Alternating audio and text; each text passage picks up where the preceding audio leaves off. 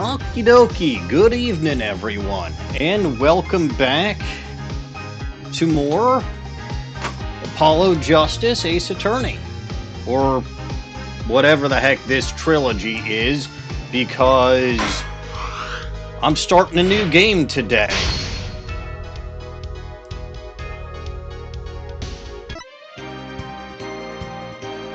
So yeah, I finished the first one I finished the first one in this trilogy last time. So now I suppose it's time for Dual Destinies. And this is gonna be fun. Though speaking of dual, I now have dual monitors, which is excellent. I finally got around to building that desk that I've had for a month or so. And I took care of that last night with my wonderful wife, helping me out. Now, I do seem to recall that this special episode's supposed to go somewhere before the end, but it's gonna be a while before we get there. So I guess let's start a new game.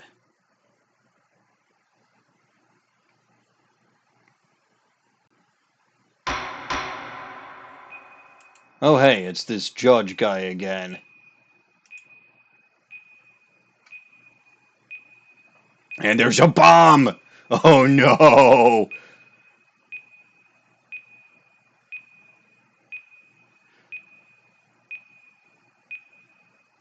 What the hell is this? Is someone blowing? Oh, okay, I guess that's a bad question. I guess someone is blowing up the court, but who and why? I can't say we've ever started an Ace Attorney game like this before.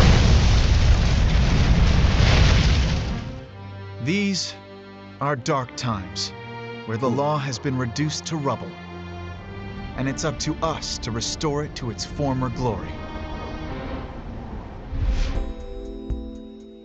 Okay. Yeah, I know what you mean. It looks like your target finally decided to make a move. Don't you worry. I've got a trusty new partner on board. Hey, wait a minute. Oh look! It's Athena! Done! Ready to go? You bet! Let's do this! Oh, hello, She's LG. been with us for half a year, though I can hardly believe it. Anyway, her power will be our greatest weapon. And Phoenix is co-opting someone else's power again.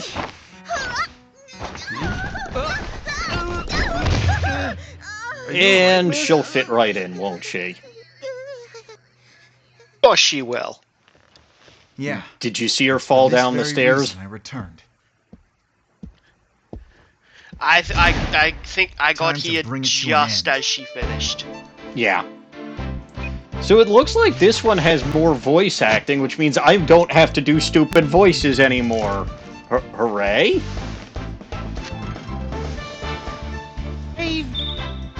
I can only imagine there's only voices during the cutscenes. Yeah, probably. Because I'm imagining getting voice actors to act out this whole ass visual novel and dying a little bit inside. Yeah, probably. Just from how much work that would be. Phoenix Wright apparently came back from the dead, and I don't know what that was. Apollo in the courtroom when it explodigated? Also, LG, the court explodigated. It sure did. I don't know why. Well, perhaps that's something we'll learn. Probably, especially since this first one is called Turnabout Countdown.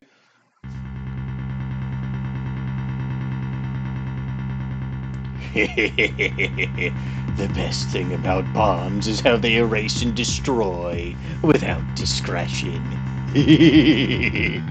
Some kind of mad bomber, I see. Oh wait, I want to voice this guy. This is the only guy in the case I can voice. Oh, okay, fine.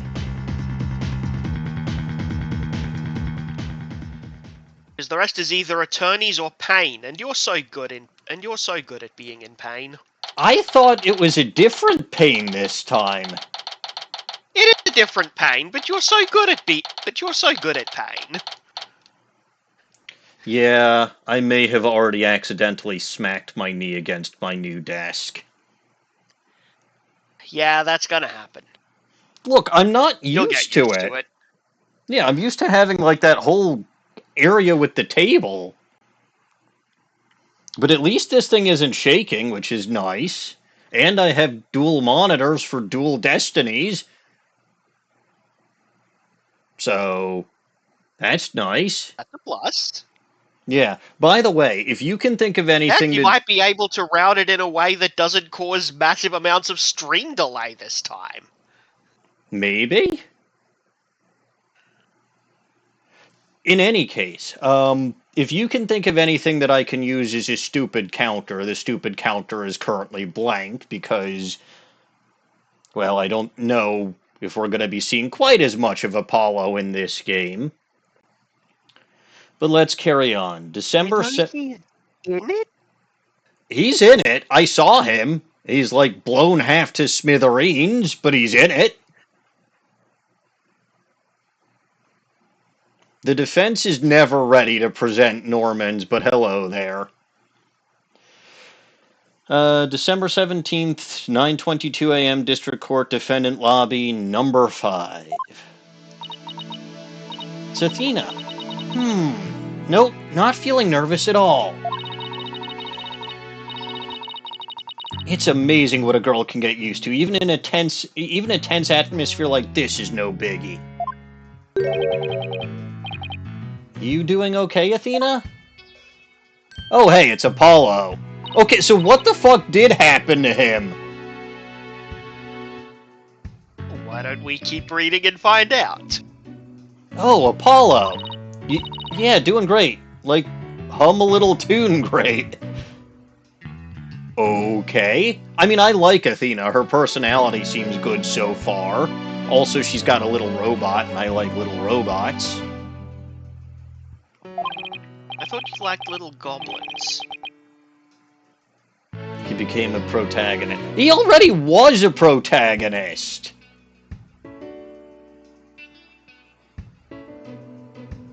Oh yeah? Well, that's good to hear, although I could have sworn I heard your voice crack for a second. Hi, there. Normans.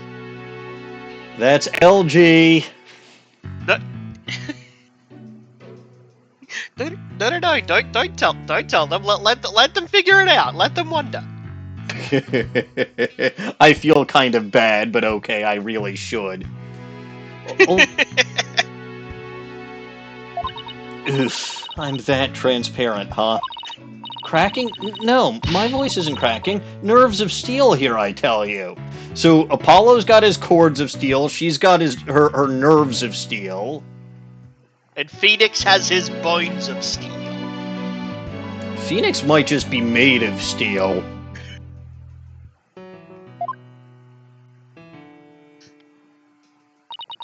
This is Apollo Justice. He's a fellow lawyer at the office I work for. Apollo is the lead for the defense on this case, but I'm going to be there at the bench with him doing what I can to help out. I'll do whatever it takes to defend Junie. I've got bad news, it's April-y right now, not Junie. Phoenix has fingers. Yeah, that goes along with Phoenix being made of steel. It would also explain why he's so bad at piano.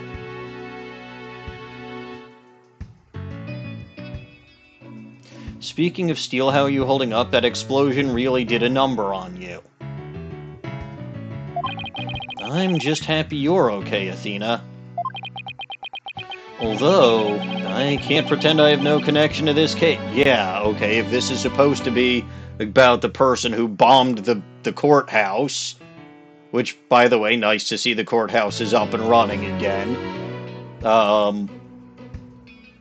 You look like a victim. Oh! Hey, everyone. Hello, MCH.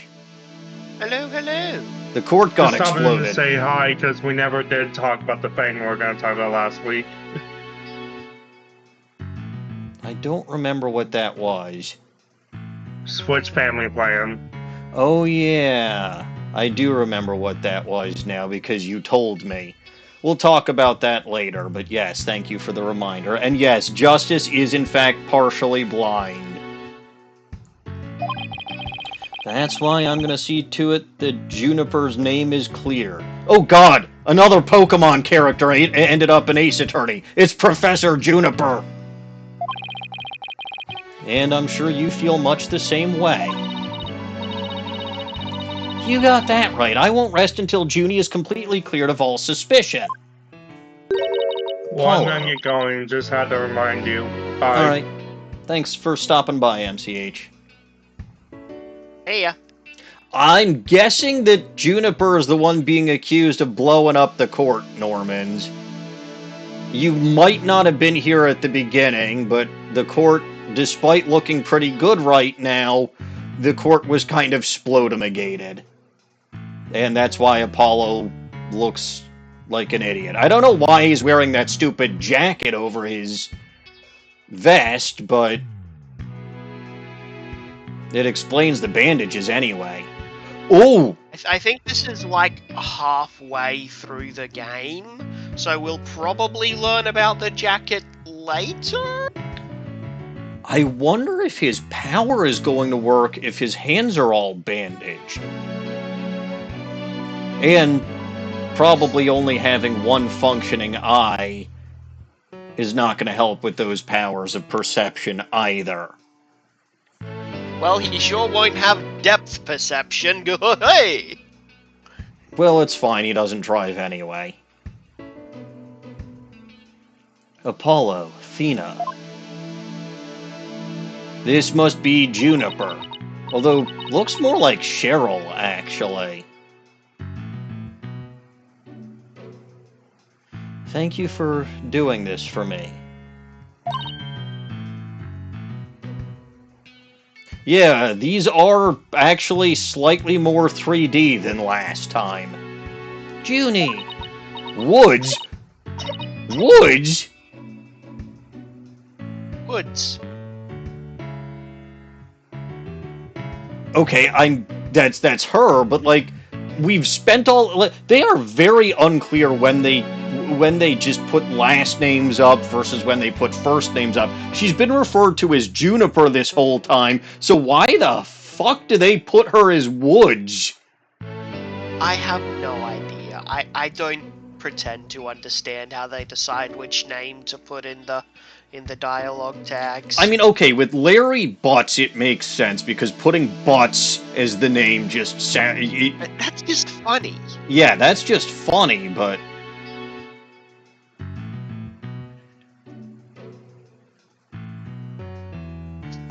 I guess they do it specifically for Pokemon characters like Larry and Juniper. Yeah, Butts-san. We didn't see Larry in the last game, and nobody missed him. Nobody lost his Edgeworth either. I'm glad he's gone. Yes. He'll never be seen again. I'm getting same vibes that I got when Dawning was saying that in Game 2. And you know what? It is Game 2 of this trilogy. What, does he fucking pretend to commit suicide again? Perhaps, perhaps. What an asshole.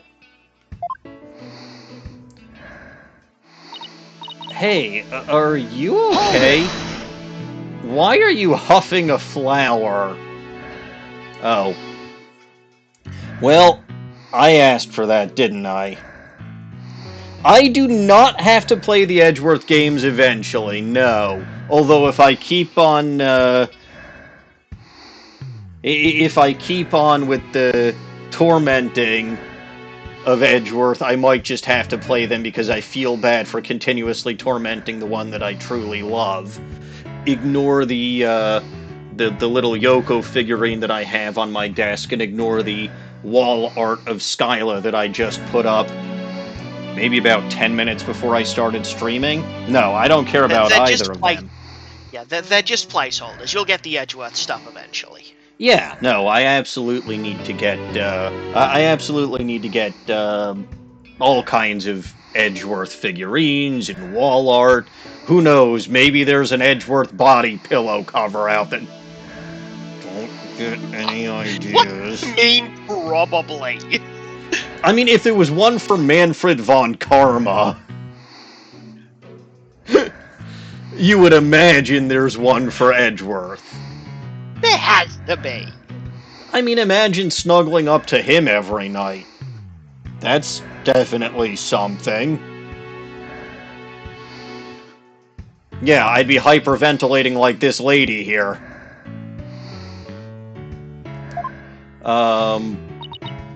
Regardless, no, he's absolutely wonderful, and you know, it just so happened that all I had on hand was the Yoko figurine and the Skyla wall art. I would love to make a little shrine for my beloved Edgeworth down here in my new little streaming setup area with my desk and my 2 monitors and my Switch 2, right? Everything here.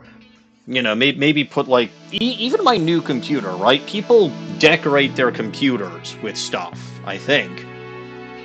So, you know, maybe little Edgeworth stickers for my computer. If there's an Edgeworth plushie, I'd love to have a little Edgeworth plushie that I can sit on top of the computer. Just make it nice and pleasant, and all for my senpai, who will never actually know how I feel about him because I always just lash out at him and treat him badly. He deserves far better, but I refuse to give him the satisfaction.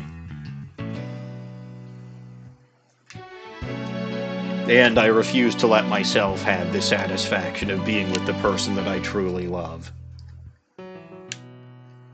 Because I don't deserve that. Am I going to play the Layton crossover at some point?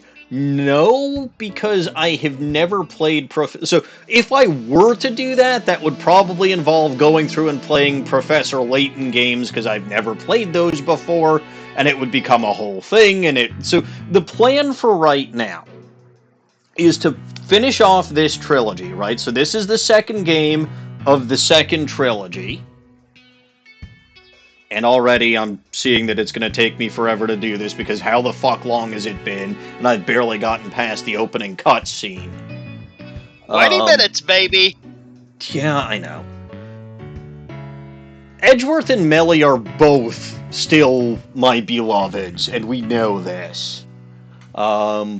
It's just that Melly was only in one game, and you can only stretch that so far, whereas Edgeworth is technically a main character in this series for some fucking reason.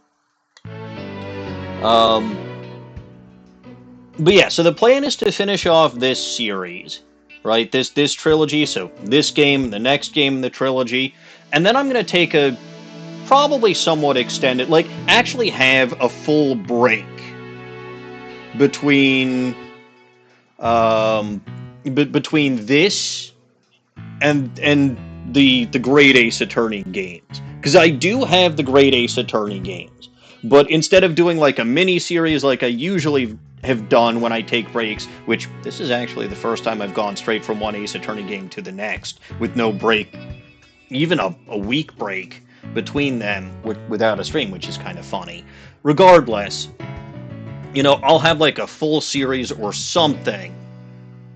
And then at some point down the line, we'll do Great Ace Attorney, and MCH is convinced he can bribe me to do the investigations games.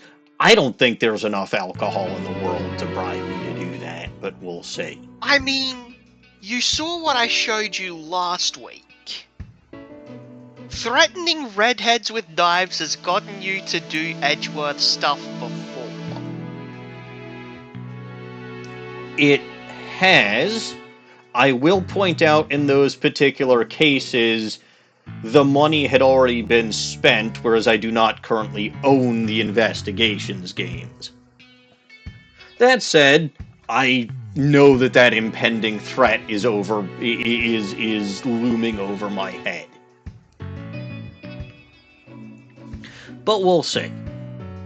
Regardless, at some point I do want to actually be done with Ace Attorney. Not that I haven't mostly enjoyed it, because I would have stopped streaming it ages ago if I wasn't enjoying it, but like, there's a hell of a lot of other stuff out there that I would like to stream. Right, I've already said, the Mother series, I think Snowy's trying to convince me to do Knights of the Old Republic, there's there were a couple of other Pokemon fandom games that I have in mind.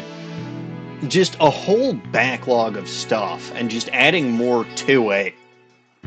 I mean, as it stands, I think my stream schedule is booked through 2030. So, we'll see. Anyway, we're starting off another Ace Attorney game with a defendant who's coughing when they get nervous, or potentially because they're sick. I don't know, Phoenix was like that at the beginning of Ace Attorney 3. Man, if it's when she's nervous, that'll be the easiest perception Apollo's ever done. Well, she's the defendant. Oh, you say that like defendants haven't lied on the stand before. Fair enough. Phoenix always lies on the stand. Sorry about that. I always seem to go into coughing fits whenever I get nervous. This kind of thing never happens at home in the forest, though. So she literally lives in the woods. This is Juniper Woods. She's my dear, dear childhood friend, and she's also our client for this case. The news keeps repeating that Junie is the alleged bomber. But that's ridiculous. There's no way Junie would do anything like that. I brought you a little snack, Athena. Just a little something from my garden. Hey, thanks. So, is this an orange or a tangerine? It's an orange. My grandma says that orange is the color of strength and endurance. Sort of like her hair, which makes her the closest thing to a protagonist redhead that we get in this game.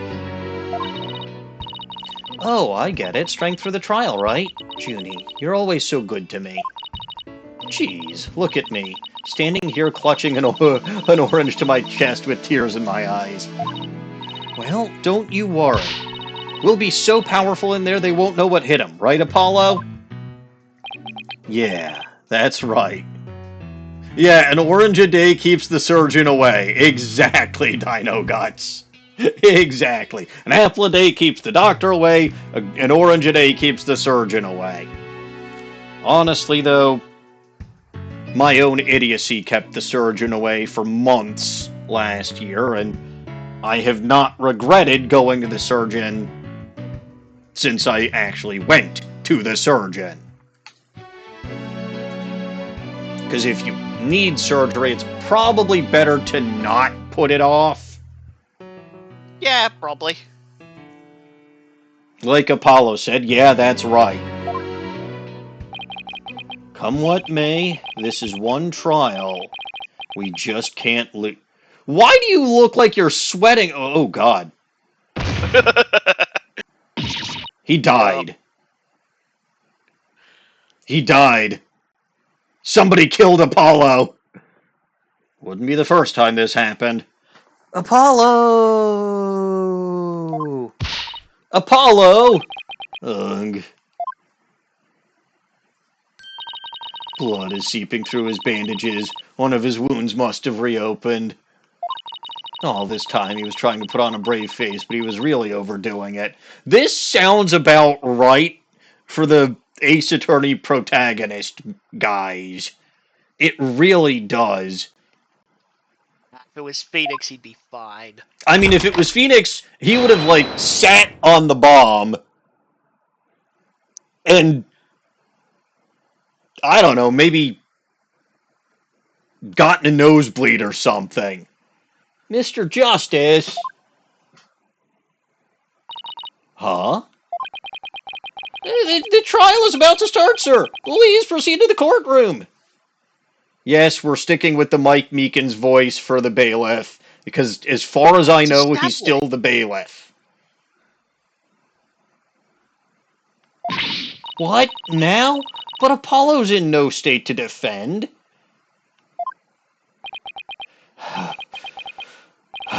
Arg. I have to defend Juniper.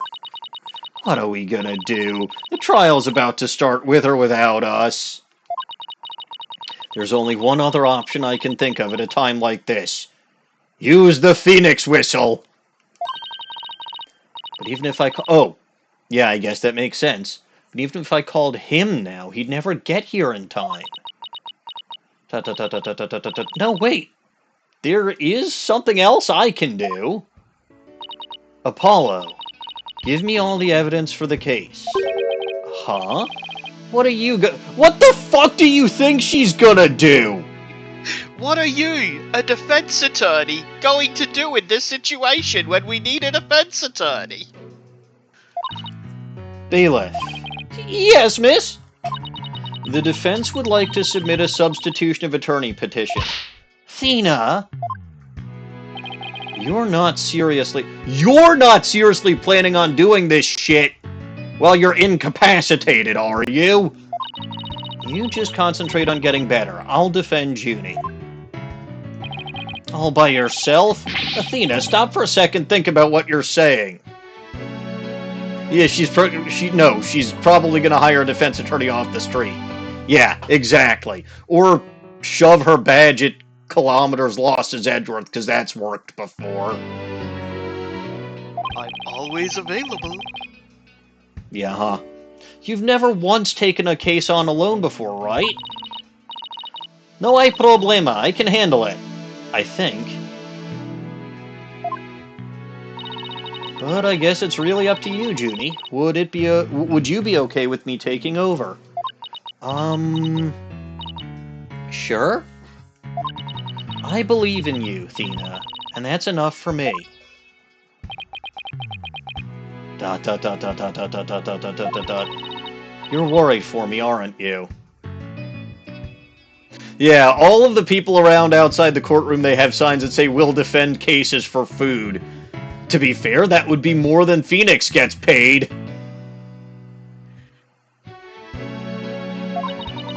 To be honest, I'm pretty nervous too. I think my heart might just burst out of my chest.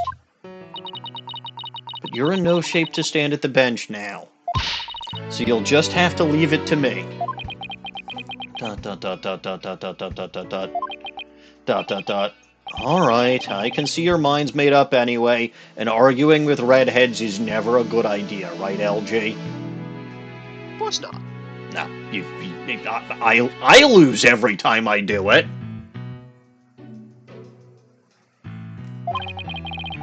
I hate it that I can't be there, but I know you'll give your utmost to defend Juniper. You bet I will, rest assured of that. My name is Athena Cykes. I'm still just a newbie, but I am a lawyer. This is only the second time I've taken the lead in a defense case. What do you want to bet we see the first time, too, just like we did with Mia Fey? It'll be the first time I stand... Yeah, probably. I have no idea what this game is going to do. I was surprised by the court explodamagating. Yeah, that was something I was surprised by when I read the quick summary too. Yeah. I mean, it explains why they got rid of the jurist system. The old courthouse explodamagated. It'll be the first time I stand up there alone, though. but I have to do this, and I'm definitely not about to let anything bad happen to Junie. Alright. Finally! We're in the courtroom. Well, we're not technically. Only checks watch 31 minutes into the stream. Day 1, court is now in session, all rise. Oh good, they got all fancy schmancy with this shit now. Hi Judge, it's good to see you again, Your Honor. Especially since I saw you were in the building when the court splodamagated. Court is now in session for the trial of... I don't like his model. I don't like any of this! I don't like any of this! I don't know, I'm willing to hold out judgment until I've seen more of it. It's not up to you to judge, it's up to this guy to judge. Yeah, just on the knee-jerk reaction, I think his model is vastly inferior to his sprites. This just... I don't like the 3D look of it in general. Maybe I should just close one of my eyes like Apollo and pretend I don't have depth perception. Court is now in session for the trial of Juniper Woods. Athena looks fine, but she also kind of looks more 2D than 3D.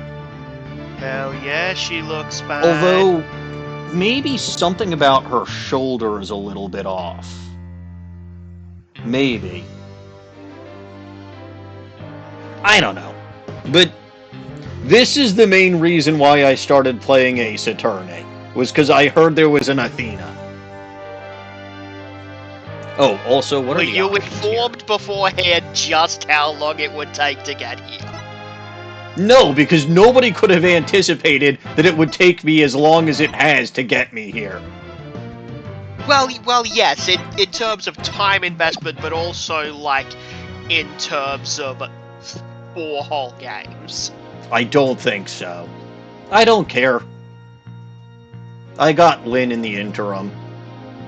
You did. But yes, I believe this was the first Phoenix Wright game that was specifically for the 3DS. The previous one was the DS, and that's why it had all those fun little things to do with Emma and the evidence investigating and using a touch screen that no longer... Well, okay, I guess technically the Switch has a touch screen, but not if it's docked. Anyway, the defense is ready, Your Honor. The prosecution is also ready, Your Honor. And what is the meaning of this? I was under the impression that Mr. Red Monkey would be my opponent today. Yes, well, a substitution of attorney petition was submitted just a few moments ago. Due to the explosion in the courthouse, yes. That was just fucking yesterday?! Yes. You know how quickly the court systems work here. No, they don't! It took 5 years for Terry Falls to actually get to his death sentence. It took 5 years for Dahlia Hawthorne to actually get to her death sentence. Also, how the fuck did they rebuild the courthouse so quickly? Rome wasn't built in a day, but apparently this courthouse was. I believe they only blew up one specific courtroom. Okay, but you'd still have the whole fucking building, like, probably shut down just in case of more bombs. No, it's fine. It was just that one room. The whole place is fine. No, this would have easily disrupted shit for at least a week, probably more. It was just courtroom number 4. This is courtroom number 5. It's Of all the unrealistic bullshit that Ace Attorney has ever pulled in their legal system. Don't you dare claiming this is the worst. Don't you dare! This is the most unrealistic. I won't say that this is the worst, but this is the most unrealistic for multiple reasons. Also, speaking of construction crews, I have a quick story that goes to show just how not awake I am in the mornings. So I went back to the office for the first time in over a week today. And they've been doing some construction work on it, right? We're getting an expansion so that we have a little bit more warehouse space, yada yada. When I got to the office this morning, I didn't even notice that they'd basically, in the time since I've been there, through when I got, they basically finished the outer walls and roof. There's still a lot of other stuff that they have to do, mind you, but like, I didn't even notice that the building was bigger.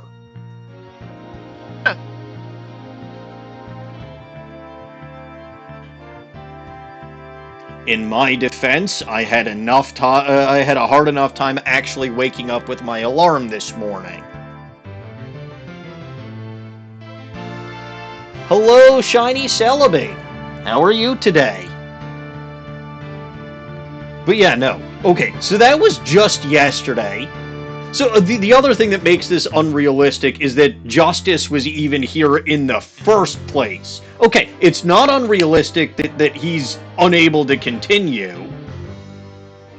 Yeah, we all do hate alarms, but I had gotten so used to not having to pay as much attention to my alarm because I was off all last week, which was nice, but...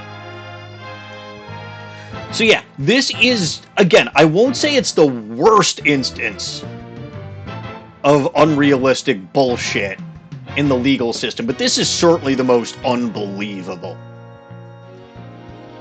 There is a difference.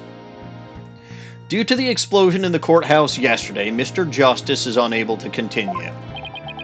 I see. I'm not at all surprised he used that as an excuse to run away.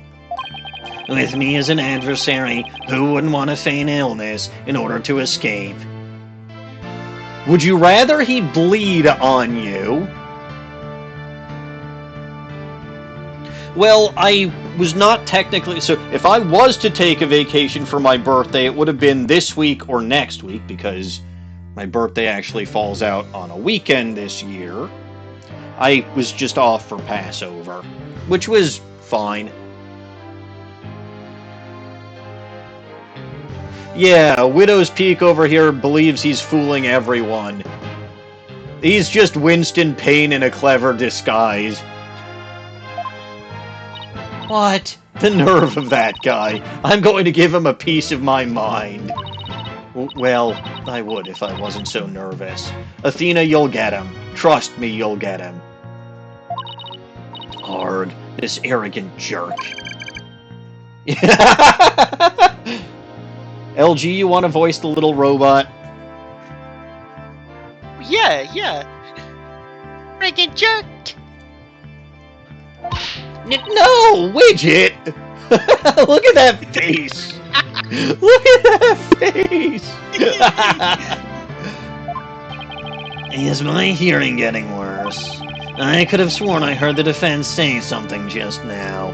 Thank you, Dino Guts. My birthday is this Saturday. No, you didn't hear anything at all, especially not from me.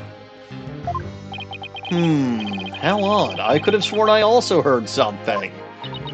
Oh, that would be my indispensable partner, Widget. He sometimes blurts out what I'm thinking. Good thing I don't have one of those, right, LG? Yeah, you do it yourself. Oh shit, you're right. Well, no, if those are all the thoughts that I blurt out, what about the thoughts that I manage to keep to myself? Nobody wants to know those.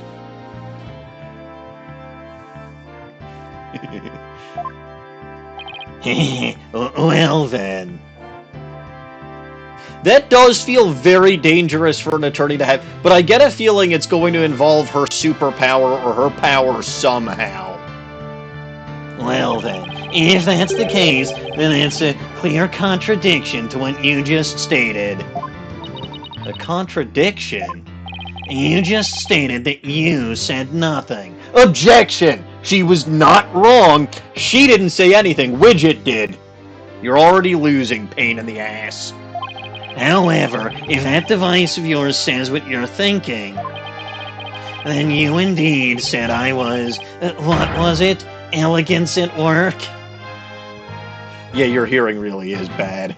Eep! Actually, it was arrogant jerk. God, these facial expressions. They do not look... I'm sorry. Even Athena, right? It does not look... This does not look good.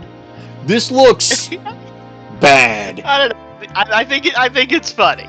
It's funny, but like the added 3D part aspect to it kind of creeps me out a bit. I can see that.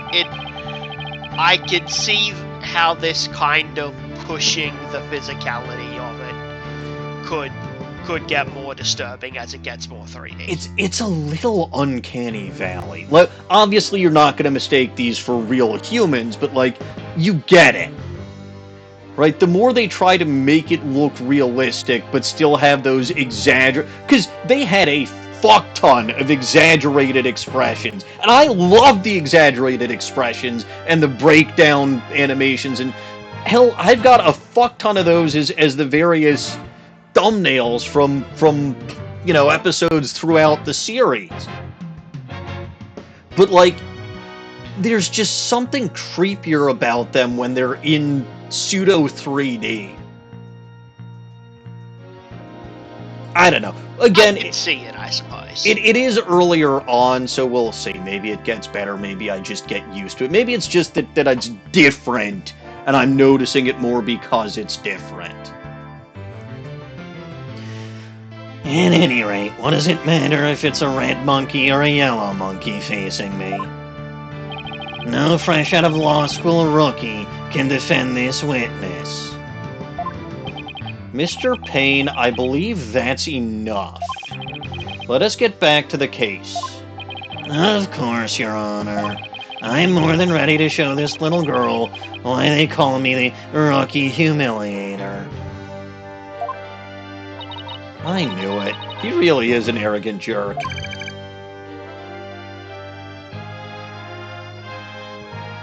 LG, if you tried that, you peaked. You sort of peaked again. I don't know why I picked the high-pitched fucking voice for this. I know what happens when I try that. It's not too late to change it. I picked it because it felt so correct, though.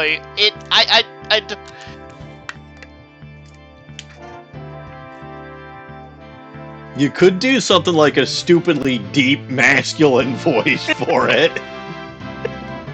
Arrogance, jerk. Ooh, he actually bangs his gavel. Wait a minute! What the fuck's the matter with you, Judge? He just spent how much time insulting her? Yeah, but she's the defense attorney. So she's not allowed to do things. Oh, yeah. Ms. Sykes, if you continue to insult the prosecution, I will remove you from this court. Heck. I'm very sorry. It was just a knee-jerk reaction. Now then, Mr. Payne, your opening statement, if you please. Thank you, Your Honor. I don't have a court record yet, by the way. I've noticed that a while ago. Like, I noticed that when I hit the plus button... Well, actually, before I hit the plus button for options, I actually partially hit the plus button for options so that I could see if my court record was hiding there. I should hit the minus button to see if my court record is hiding there. It'll probably show up eventually. Are you saying... I guess Apollo just forgot to give you all the evidence for the case like you asked him. You wouldn't surprise me, but are you saying I can't hit the minus button? You probably shouldn't. Okay. I do have an idea for a counter, though. Me suggests pressing the minus button. I mean, it was a thought, but no. It'd encourage too much gaming of the system. It would. Anything that I'm in direct control of is too easy to game. So we're going to do that instead. I think that's reasonable. Do you not agree?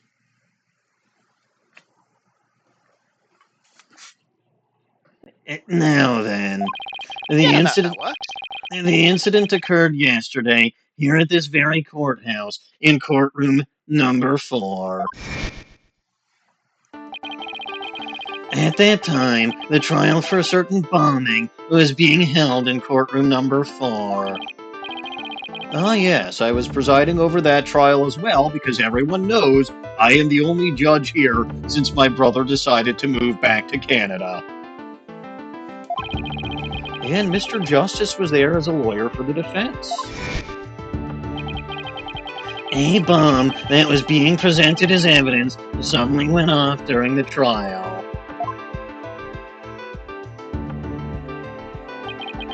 It was a terrible incident, and courtroom number 4 was completely destroyed.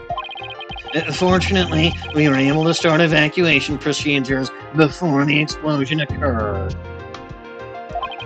Just a few seconds more. Why, though?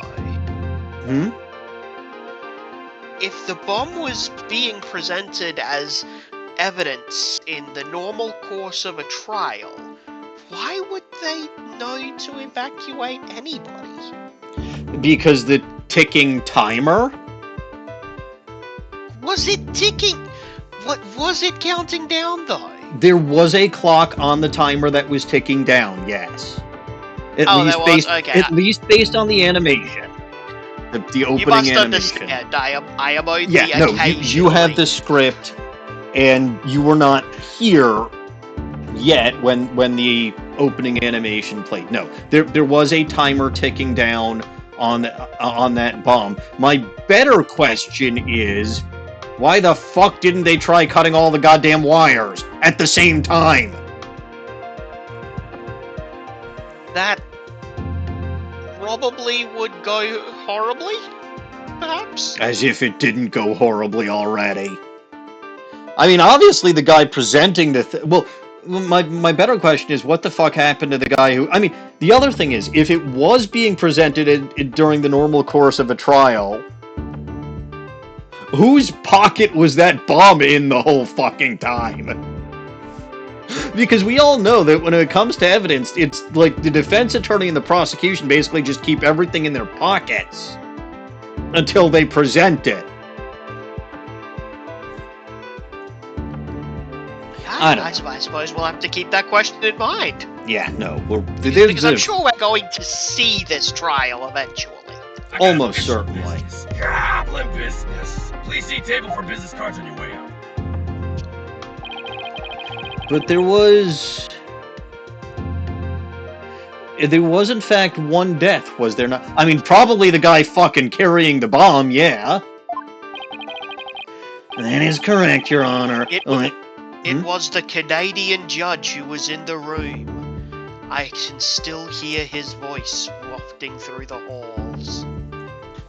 Oh yes, that is correct, dear Your Honor. When courtroom number 4 was examined after the blast, dear, the body of Detective Candace Arm was discovered there. She was to take the stand as a witness later in that trial there. I suppose she wasn't able to evacuate in time there. What a terrible tragedy that is. I must admit, I stumbled at least 10 times myself before I was able to escape there. Maybe the court should see about getting you an even shorter robes there. Oh, the victim's body was found near the entrance to the courtroom there. I suspect she stayed until the very end to help guide others out to safety there, as policemen often do. Your Honor, allow me to submit as evidence the victim's autopsy report there, and details about the bomb there. Arm's autopsy report added to the court record there. The cause of death, trauma to the back of the head caused by impact with a flat object. Time of death between 8 and 11 a.m. there. stuffed animal bomb, the time bomb that... Oh, that is not even close to the bomb that was in the opening animation.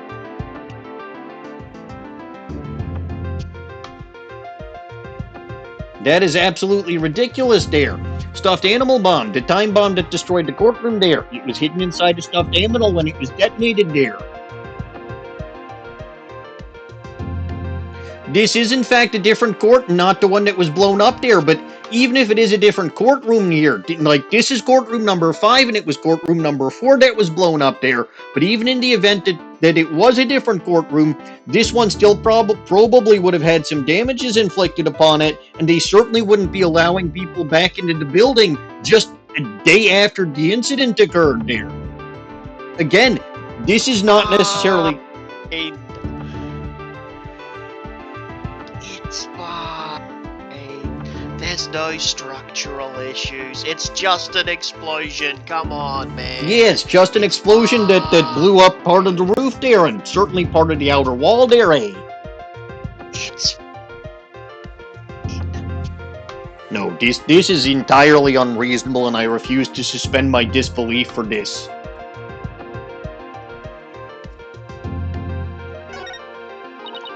Okay, I know how this works. All evidence for the trial is filed in the court record there. Aha! Now I finally have my R button there. When I want to check something out, I just use the R button there. So let's actually take a look. My brand new shiny badge, it shows that I am a defense attorney there. I can't actually investigate it further there because there's nothing else to it. But I can check out the autopsy report there. Here's the picture of the dead body. Here's the stuffed animal bomb. Nothing else to investigate there. Let's switch tabs. We've got Apollo Justice, age 23. Another lawyer at the office. He's passionate about the law and hates anything that's not fair or just there. You got Juniper Woods, age 18. Our client in this case. We've been friends since childhood there. Sweet girl who loves nature. Gaspin Payne, age 55 there. He's the prosecuting attorney. He just seems to exude unpleasantness there.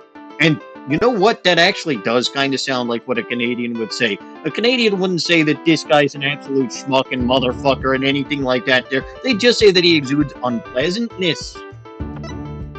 Candace Arm, age 27 there. The victim in this case, a detective who was heading up the investigation into a bombing incident there.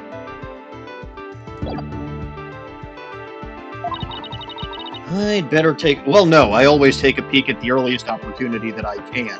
It's just the smart thing to do. Now then, please call the accused...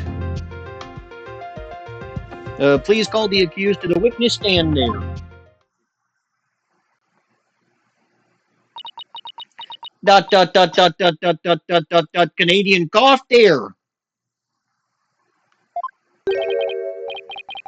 Oh, Normans, in real life, in a real court of law, you absolutely would not be allowed to be your friend's lawyer there. But then again, that sort of thing was a conflict of interest in all of that as of the very first case in this franchise, when Phoenix Wright was representing his childhood friend Larry Butts there. So I'm far beyond any... I just saw the judge's face there, and oh my god, that looks creepy as fuck.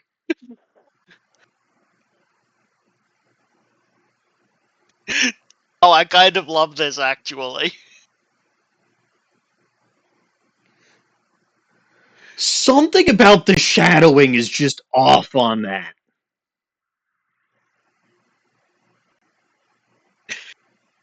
Yeah, Dino Guts, that's kind of the impression that I'm getting from him. Oh. I don't like this. I will go on the record and say I don't like this, and nothing that has happened so far has made me feel any better about this. Defendant, are you... I was just responding to Norman's. I don't think that being your friend's defense attorney would be a conflict of interest, because one way or the other you'd still want them to be acquitted. It would be a conflict of interest if you were prosecuting against them, but theoretically you'd want your friend declared innocent either way, so it should be fine, right? I disagree. I think it would still be a conflict of interest because conflict of interest doesn't necessarily only mean that you would potentially be doing something anti to your own wishes. It would mean something to the effect of, or maybe it means something to the effect of, I'm distracting myself with shiny lights, don't ask.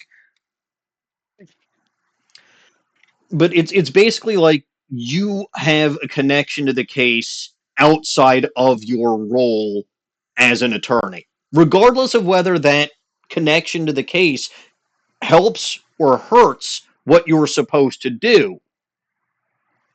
It's still something that's external to your particular role or your specific role in the case. So being the Yeah, I friend, can see that angle too. I genuinely don't know which way it would go.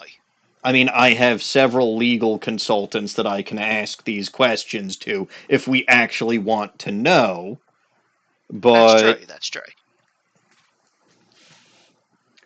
I don't know. Like, I think that it would still be, because again, conflict of interest isn't just about do you, are you prosecuting when you actually want to find the person innocent, or are, because if it's that, then a defense attorney who knows their client is guilty, right? If they know their client is guilty as sin, and there are cases where defense attorneys know that because the evidence is too overwhelming, but everybody has the right to a defense attorney.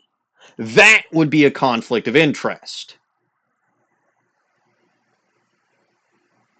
But it's not, because you're just doing your job.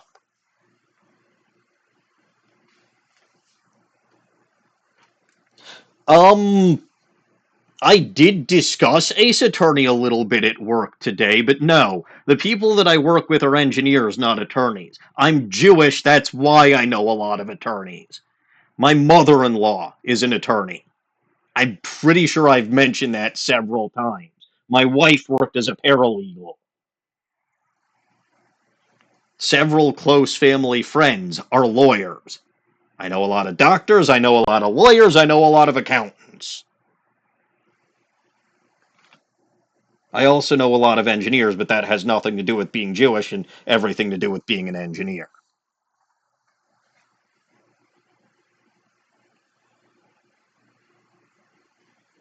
I don't remember if I said this line yet, so I'll say it anyway. Defendant, are you feeling all right? You're looking a bit pale. I'm so sorry. I was feeling a bit weak when I first arrived here at the courthouse.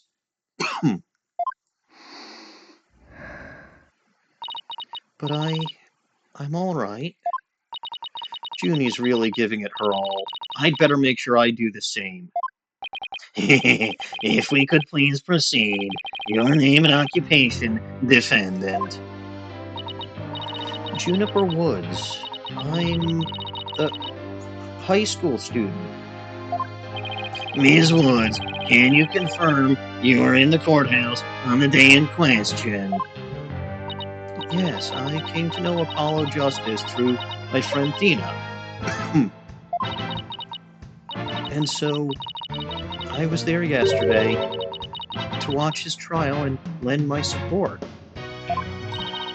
Something's wrong. Junie's really... Well, she's being put on trial for bombing and murder. I'd be scared if I was on trial for that in this universe. Did you know I'm also known as the Defendant Humiliator?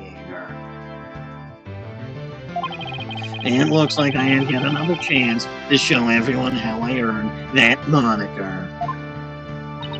Grr. Does his arrogance know no bounds? I have to protect Junie no matter what. Hey, you arrogant Prosecutor Payne! Arrogant jerk. What is it? Do you want me to demonstrate why I'm known as the Rookie Humiliator instead? Deep breaths, Athena. Don't let him get to you. Prosecutor Payne, Junie is telling the truth. Mr. Justice also backed up her claim when we saw him in the defendant lobby. And Junie, he said that he was glad to get the lotus root you gave to him, too. He was? My grandma says lotus root is good for your eyes.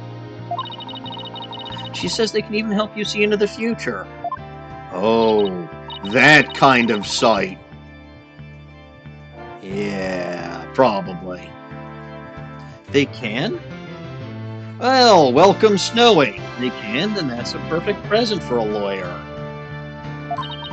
And if that's true, I guess you must not have eaten them. Probably not if he didn't see the bomb. You want to cause chaos, eh? I assume that means spin, spin. Hi, Snowy.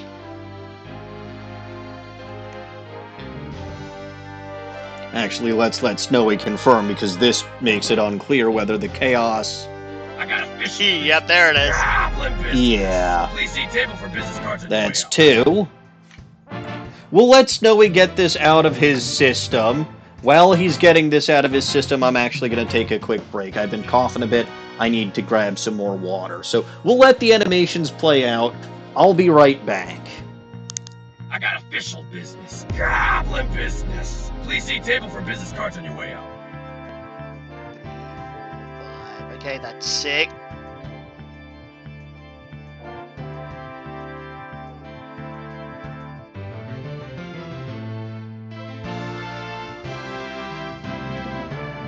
I got official business. Goblin business. Okay, Please see looks table like for we're business stopping cards at on your way out. 6.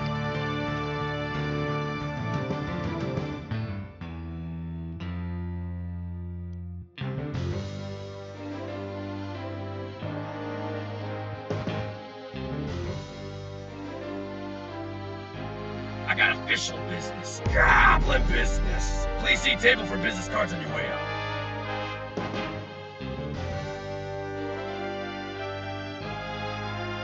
Alright, well, with 6, that is plenty of opportunity. Does anybody have requests? I'm going to open this to audience I got request official a little business. bit. Goblin business. Please see table for business cards on your way out.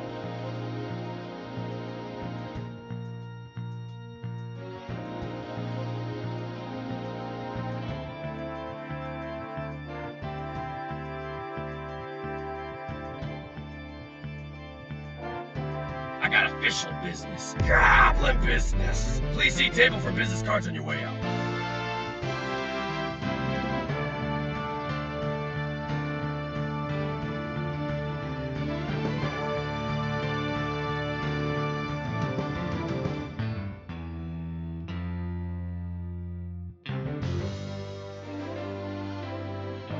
Alright, we got a maximum chaos from Snowy and Scottish from Dino Guts. We can do both of those. Absolutely.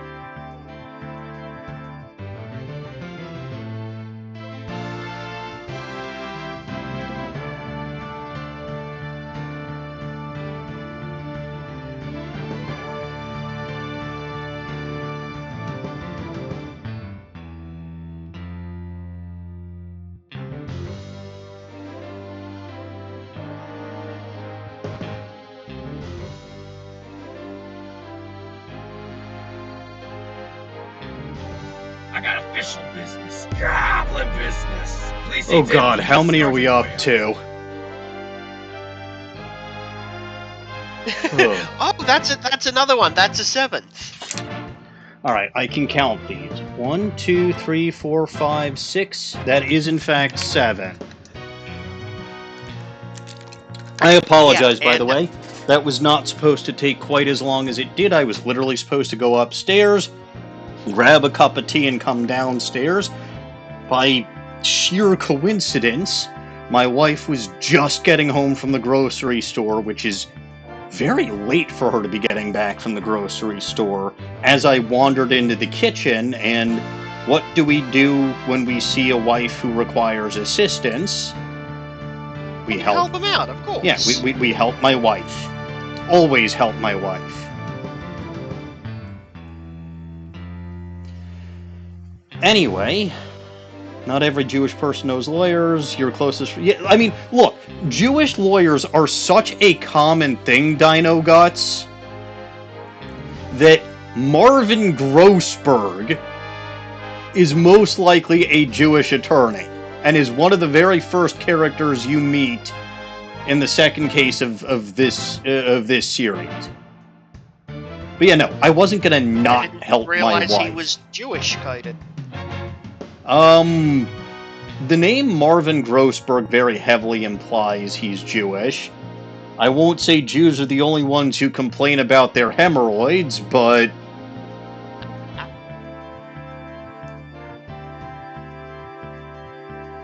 regardless, like, the name itself...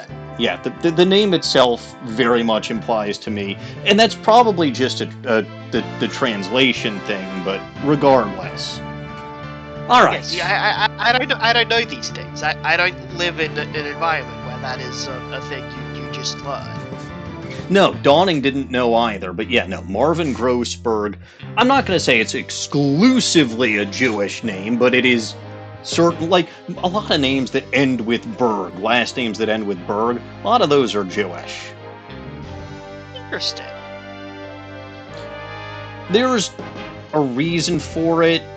I think something Jews didn't really have last names until 100 to 150 years ago. But yeah, Grossberg is in fact an Ashkenazi Jewish surname. There's a lot of other names like Grossberg, Grossberg, Rosenberg, Silverberg. A lot of those kinds of names are Jewish. So yeah, no, it's again, not necessarily exclusively Jewish, but I'm pretty sure that the translated version of him was coded to be Jewish.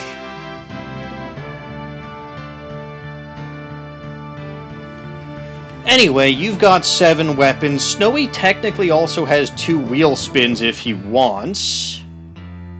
So, shall we begin the chaos? Yeah, I did open the floor for a couple requests, and Dino Guts requested Scottish. Alright.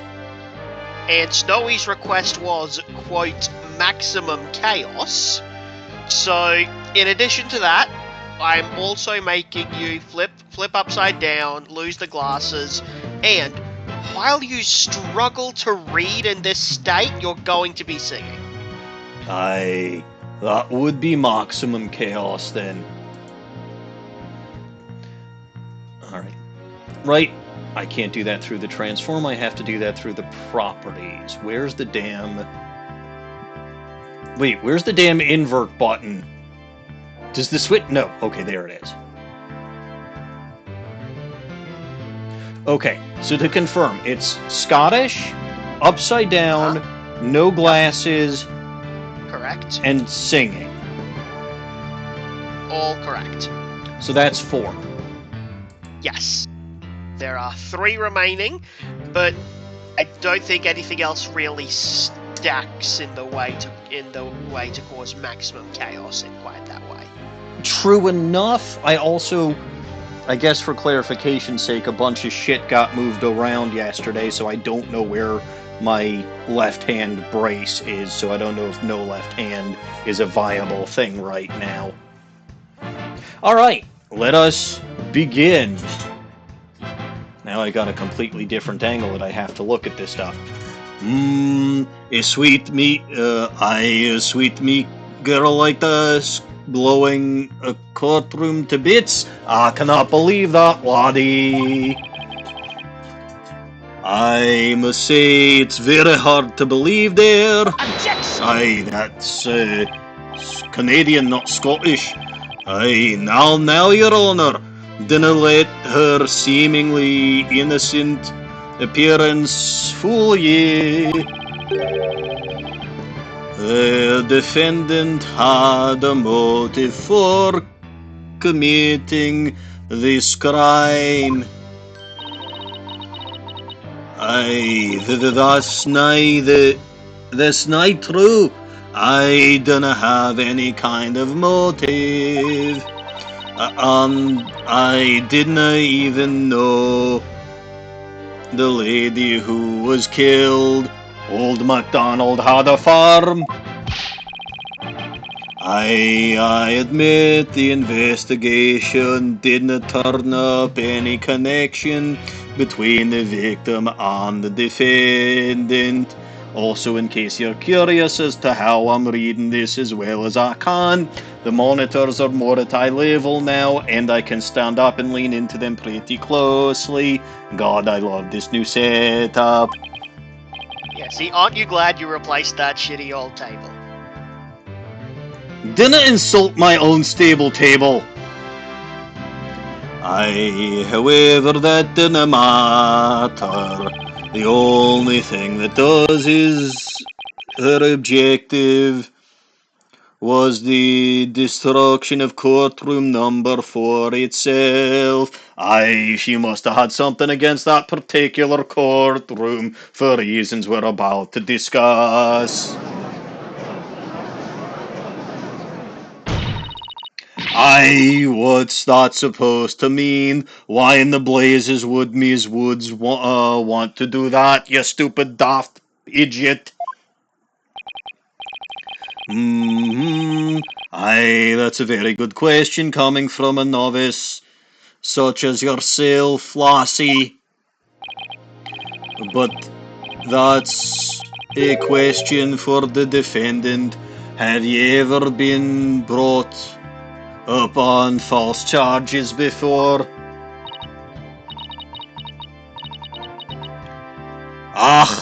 Why, I have. And did that experience cause you to harbor a grudge against the court system? Objection!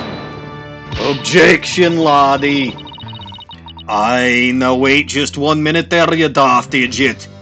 If that kind of thing was a motive for blowing things up, then every one of our clients would turn into bombers. You truly are an idiot among idiots, Payne. Aye, that's a valid point. We wouldn't be having a single courthouse left standing in the land. I concede the...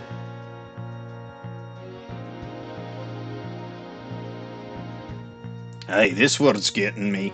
I concede the accused is not the only one who might bear resentment against the courts, but Ms. Woods is the only person who could have committed this crime. Why? Because we have found some decisive evidence that proves the defendant's guilty. Decisive, huh? Aye, how many times have we heard this bullshit before? I'll believe that when I see it, and even when I see it, I'll have to have my glasses on first. It involves a very unique aspect of the bomb itself, Your Honor. And what exactly was so unique about it? Other than the fact that it was in a stuffed animal. Why didn't we have Miss Cykes answer that question? Huh? Me? Aye, we're finally... How many fucking hours into this are we getting? And already we're finally getting to the opening quiz. Hour and a half. Aye, I noticed that ye appeared to be very nervous. And well, gentlemen that I am, I'd like to offer you the chance to gain some confidence with such an easy question. Aye, could he be any more condescending? Really, what a thoroughly unpleasant man. What a thoroughly daft man. L is for loser. Harumph! What did you just say, lassie? Nothing. Not a single thing. Aye, that widget really is a very dangerous gadget to have. I don't know why anyone would want to do something like, or would want to use something like that if they're a defense attorney. Aye, now let's see. What was I supposed to do at a time like this? Aye, I know. The court record. The information I need is somewhere in the court record. Alright, Miss Cykes, let's hear your answer. What was unique about the bomb that blew up the courtroom? Was it because it was... Was it in Apollo's briefcase? Was it in the judge's pocket? Or was it inside a stuffed animal? Well, we know it was inside a stuffed animal. And I didn't want to make a redhead look stupid. So I should just answer the question correctly, aye? I mean, probably. And I will not be penalized for this. Look, we gotta let you take the softball. Okay, I'll do that then.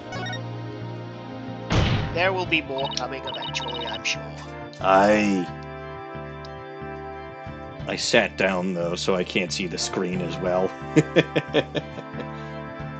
Aye, Mr. Payne. What kind of simpleton do you take me for? I'm not an idiot like you. It was stuffed inside a stuffed animal. Its evil intentions covered by a cute exterior. Covered up by a cute exterior.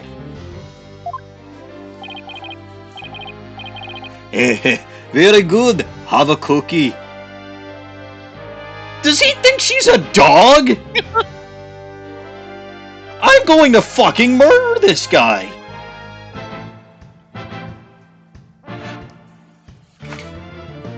I'm going to fucking murder this guy after I put my glasses back on and flip the world right side up again. Well, actually, if this is so easy for you now, then I'm sure you wouldn't mind just keeping going for another 5 minutes. Okay, you only get 3, not 4. So what are you getting rid of? That's true. Honestly, I think listening to you angle. Alright, Dino Guts gave you your 4th. Please see table for business. Alright, let's go! 4. Do you want to change up the voice at least, or no? Yeah, we'll try a different voice. Let's go farfel munching.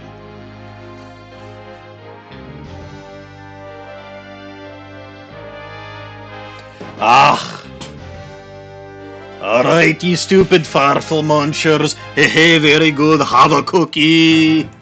Right, that's not the button I have to play. Wait, that's the Scottish. Damn it!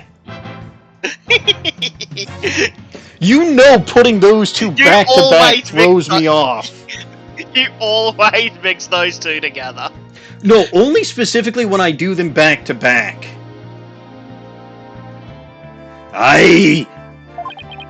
The bomb that went off in the courtroom was indeed hidden inside a stuffed animal. There, how do you like that? Not bad, huh? I am fine, just like I said from the start. I can do this. I am not a stupid farfel muncher. Yes, I recall. The bomb was inside a stuffed animal the whole time. I never even got to take a look at it. But what connection? Connection! What connection does this impish... What connection does this impish elephant have with the defendant? The answer to that question lies in another piece of evidence, which I have here. I don't see what that is, because I am blind as a bat. And what, pray tell, is this? It appears to be a little singed. It's a tale, Your Honor, the tale of a poor victim of the explosion. This is incredible. Are you saying it's Detective Arne's tale? Your Honor, you are very much an idiot, but you are very close. But no, it belongs to this stuffed animal. It's called the phony... The phony what? I can't read that. What kind of stupid farfel munching word is that? Why is it so blurry, and why is it upside down? To be fair, I'm not convinced it's a real word.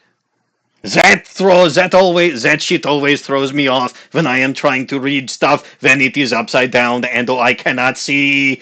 That is very much not fair. But okay, it's called the phony panty, a rather... Yeah, close enough. Rather unpleasant name, if you ask me. Yes, because it involves panties being phony. He's a mascot for a campaign to eliminate false evidence and false charges, is he not? Exactly. His motto is, phony evidence is just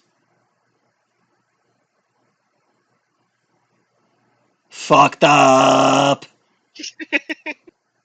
I'm Holy pretty shit, sure that is what they are going for. Actually? Phony fancy based? Who the fuck came up with this thing, though? What do you want to bet it was Phoenix? I mean, after all, his daughter has her magic panties. That word wasn't panty, was it? No, It was Phanty, Phanty.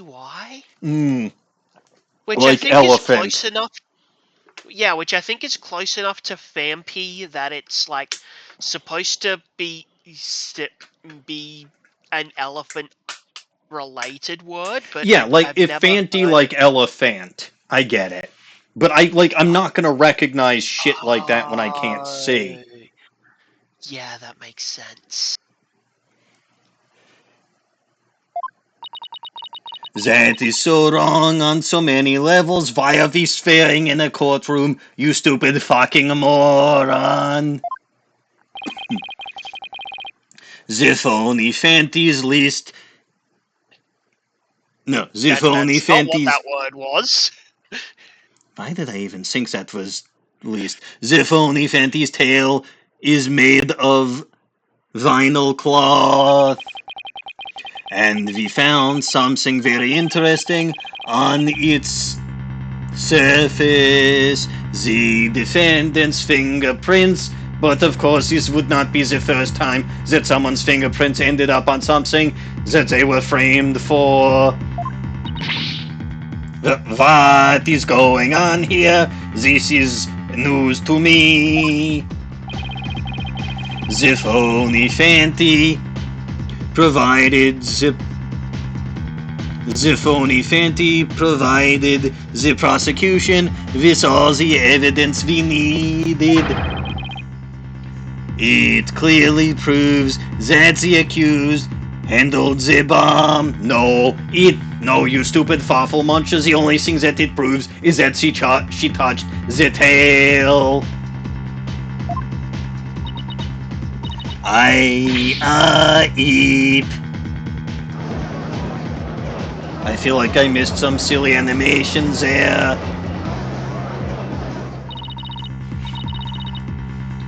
But that doesn't make... You did. That doesn't make any sense. Why would Junie's fingerprints be on it? That does appear to be pretty irrefutable evidence, except we have seen plenty of shit where fingerprints were planted. And with a lady who wears plants, everything is planted. The court accepts this into evidence. Phony Fanty tail added to the court record. It's a piece of the stuffed animal that the bomb was inserted into. The defendant's fingerprints were found on it. Ms. Woods, do you have an explanation for this? I do not understand. German cough. How about you, Miss Sykes? Do you have any plausible explanation to refute this decisive piece of evidence? Well, I can't do it. I can't think of a single thing. But I'd better come up with something for Junie sake. I do not know what sake has to do with anything, but I guess it is rice-based. Oh wait, sake and sake are spelled the same way, aren't they? They are, yes. Why did my brain immediately go to sake? I don't know, got a craving? To be fair, when's the last time I had any good whiskey? Well, okay, technically Saturday, but it was just a little bit. Because one of the members of my synagogue brought in a actually quite good bottle of scotch, but I've been trying to not have... Well, first of all, Passover, you can't have whiskey because it's not kosher for Passover. And then, you know, I've also been trying to not consume alcohol because the weather continues to try to kill me and I keep getting migraine symptoms and shit like that. But alright, that implies to me that the 5 minutes here are done. So, let's see.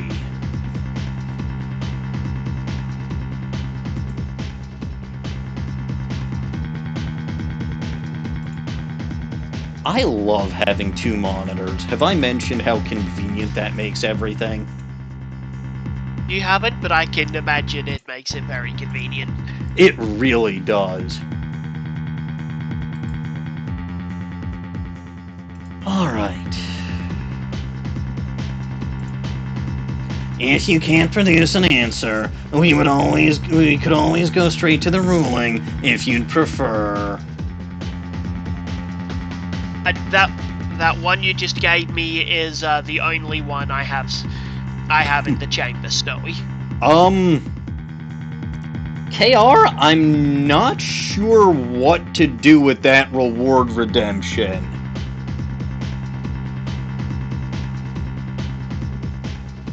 That does technically say BB only meaning blaze black, but Snowy says spin spin because he has that power.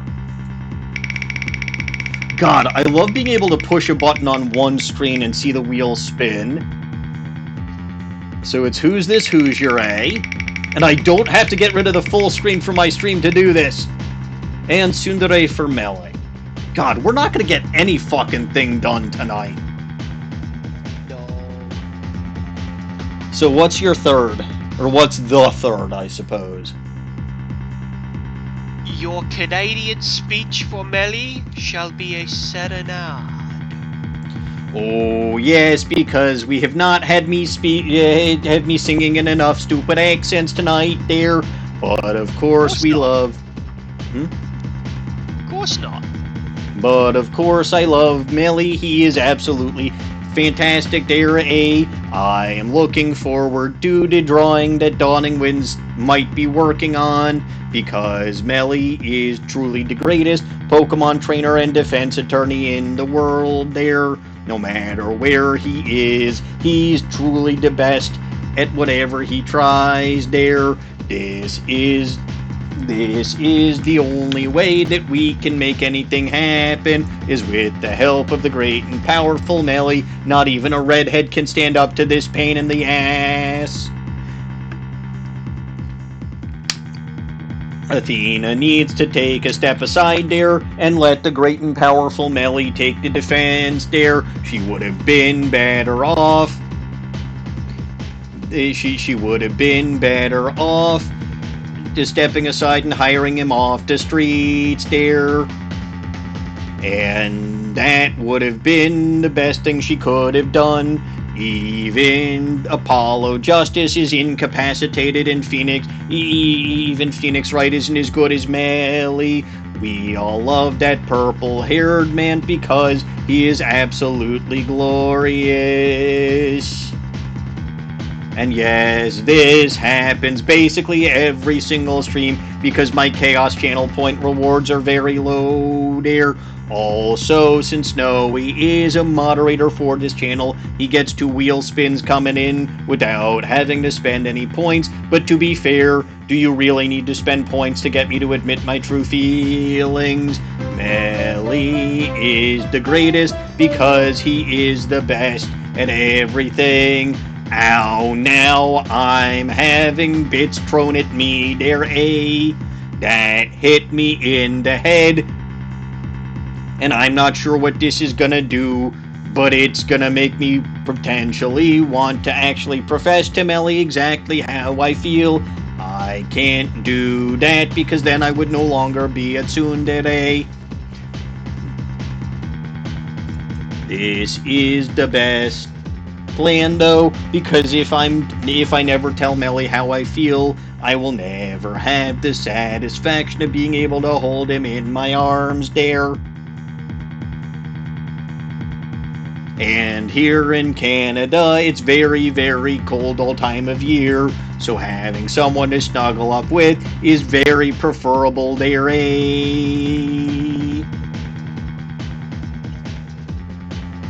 Also, yes, ow, now, brown cow in the Canadian accent there. All my accents suck, but I will profess my love for Melly and any and all of them if I have to dare. Because he's the greatest person, and we all love him so very, very much.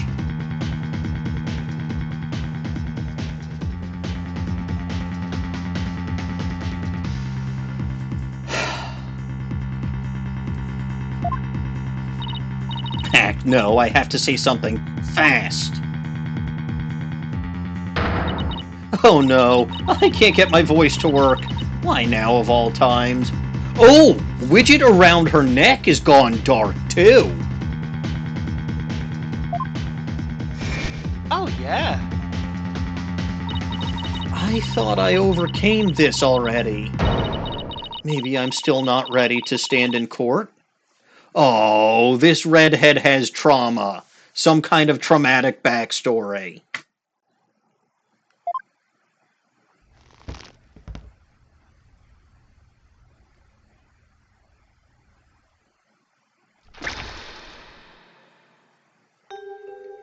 Oh no. Traumatic backstory o'clock. Well, I'm sure we won't have anything to do with this particular nonsense. Yeah, traumatic red backstory.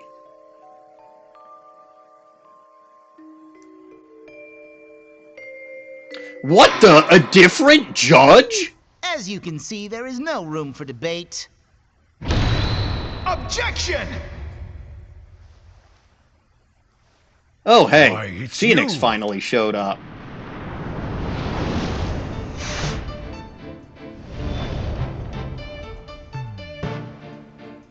I was wondering when he would show up. Sorry it took me so long to get here, Athena. Apollo explained the whole thing to me over the phone. Yes, it's time for someone to play piano. He asked me to come help you out in his place. Thanks for coming. I hate to admit it, but I was having a real rough time on my own. Oh, I don't know. I think you were doing just fine, all things considered. And you hung in there, giving me enough time to get here. Now, let's turn things around. You got it, boss. Ho, ho, ho! Look who showed up out of the blue. Yes, KR, he's here to play the piano.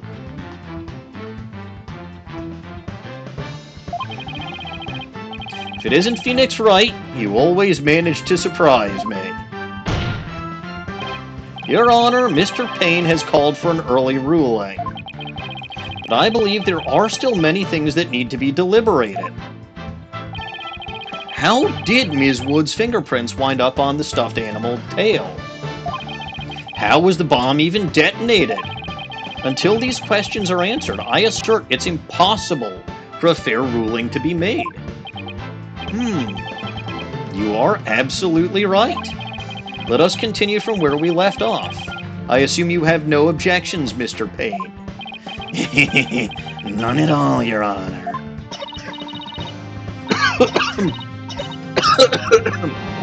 You know what? She has the cough sound effect on her own. I can let her cough for herself. Ms. Woods really looks like she's having a hard time. Junie's really struggling, Mr. Wright. I get the sense she's afraid of the courtroom itself. Because of yesterday? Yeah, it was understandably very traumatic for her. Poor thing. And here she is back at the courthouse again, being so brave. I'd like to make a request, Your Honor. If at all possible, I'd like to have Ms. Woods rest in the lobby. Given the defendant's condition, very well, I grant special permission. You go get some rest, Junie, and leave the rest to us. Okay, thank you. Sorry about this.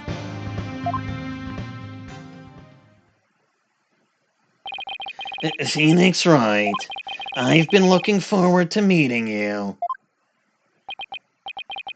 It's been a while, Mr. Payne. Does he think this is Winston Payne?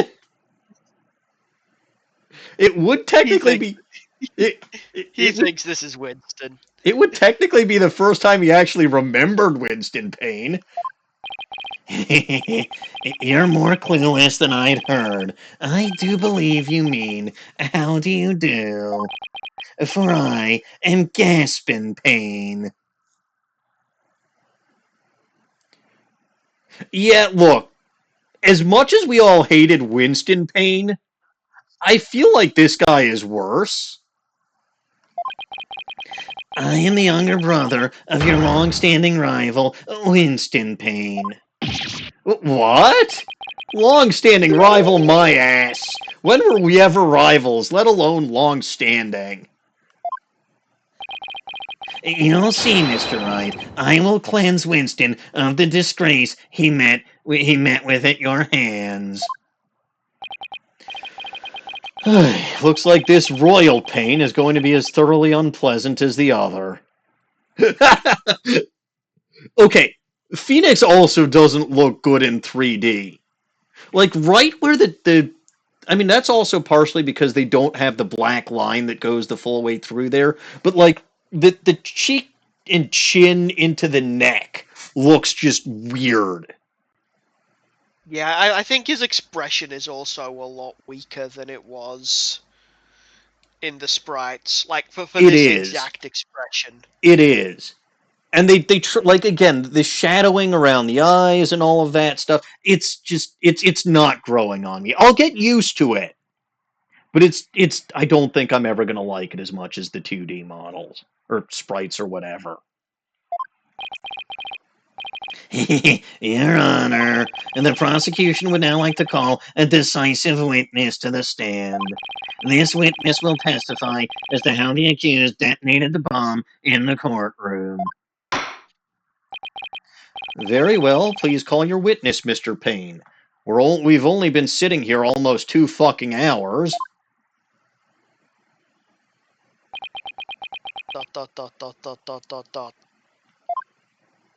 Witness, your name and occupation, please. Witness? Name, Ted Tonate. Occupation, bomb disposal specialist. Oh my. What a strange robotic voice you have. Speech synthesis via typing. It is the same as me talking. You don't get capital M, capital E, especially since I think you're a fucking bomber with the name Ted Tetonate. He sounds exactly like a robot, and you would know. You've got one around your neck. Can't you speak in a normal manner? I can. He can! But I do not like to speak. Speaking is inefficient. This is even less efficient, you dumbass! Energy expenditure. Speaking greater than typing. Understand? You know what? If he's introverted, I think I get it. What an odd witness. As if we didn't have enough bullshit odd characters here. But okay, let's continue. Mr. Tonate was in charge of the bomb for that trial and was there when it went off. Being a bomb squad specialist, do you have any relation to the victim? Negative. I first met the girl while on this job. Many people are employed by the police. I know only a fraction of them. However, I was shocked when I first discovered the body of the victim. Shocked? I don't think that's a Nintendo Power Glove, especially since Ace Attorney is Capcom.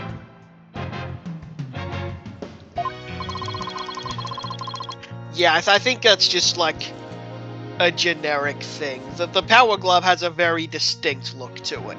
Yeah, that's just something that he can type on for, like, text-to-speech. I was the first one on the scene after the explosion. I went there to ensure safety, and I ended up discovering a dead body. What if he typos by accident? That would be funny. Because he's But typing pretty accidentally fucking quick. discovered a dead. Yeah, but I accidentally discovered a dead booby. I mean birdie. I mean body. He's typing pretty fucking quickly. Anyway, so he was the first to discover the body, was he? He's here to testify about the circumstances surrounding the moment of the explosion. Very well, the court will hear Mr. Tenate's testimony. But at the very least, show this court some respect and remove that face guard witness. What the fuck? Yeah, I can only assume they're goggles. I hope they're goggles? But they're not night vision goggles because they're not both red. I guess they are 3D. Yeah, he sees in 3D. They're 3D glasses. That's why this game is in 3D now. Okay, now we absolutely have to fucking convict him of murder because I hate this 3D bullshit. The bomb was originally disarmed by me, then transported here as evidence. Bomb name HH3000, operated by timer or with a remote. I was watching from the gallery when I suddenly became alarmed. I saw that the bomb's timer was counting. Oh yeah, those down. are definitely goggles.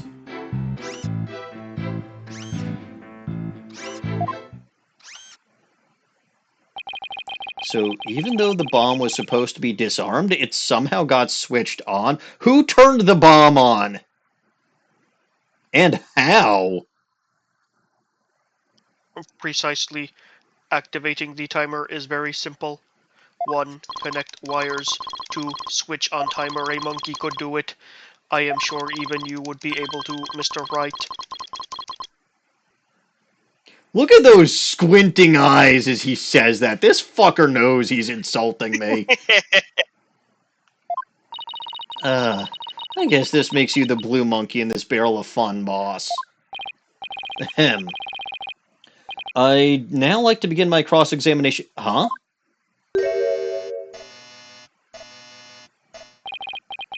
Mr. Tenate, what is that? HH3000, aka a boom, bomb, sorry, autocorrect. At least he didn't say boob.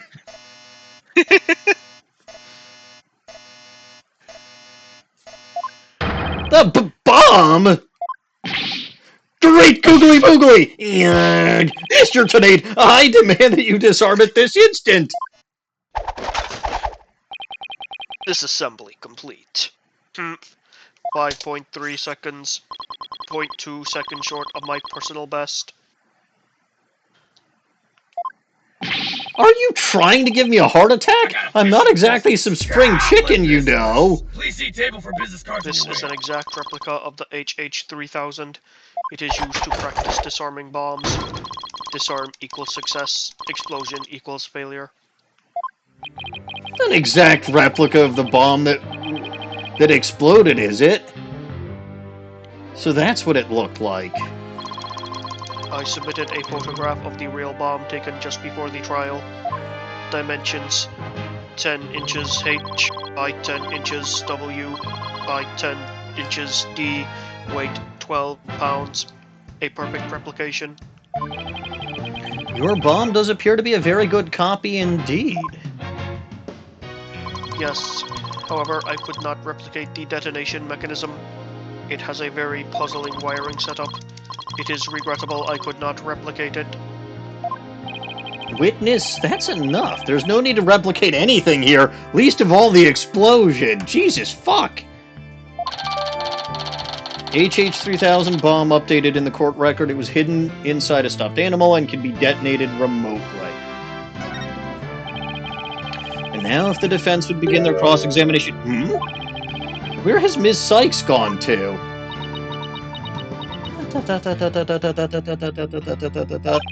Athena, you can come out now. Okay, Mr. Wright, let's get to work. I love her already. I guess you were pretty scared, huh? What? I don't know what you're talking about. He was about to bolt. Hey, put a sock in it, widget. As transparent as ever. Now, let's see, where were we? We were at the cross-examination, and there is another little goblin knows best, but I'm guessing Snowy is saving up for one. Oh, cross-examination, of course. She seems disoriented. I wonder if she's alright. Oh, look what you found. Another one, right? God, I just keep leaving those all over the place.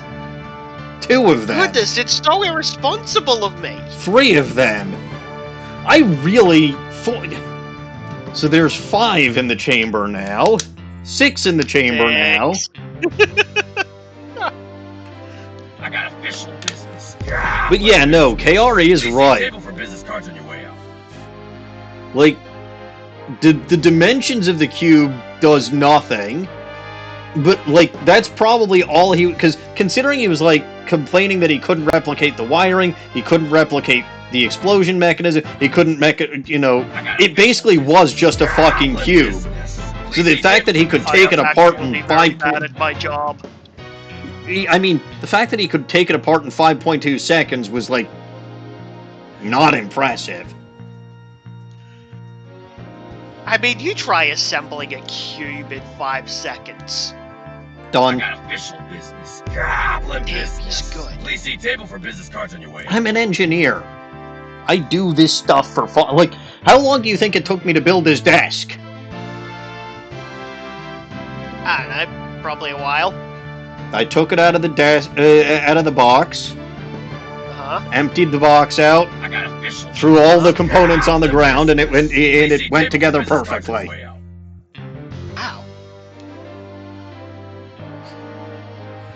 But all right, 6 little goblin knows bests. Oh, goodness.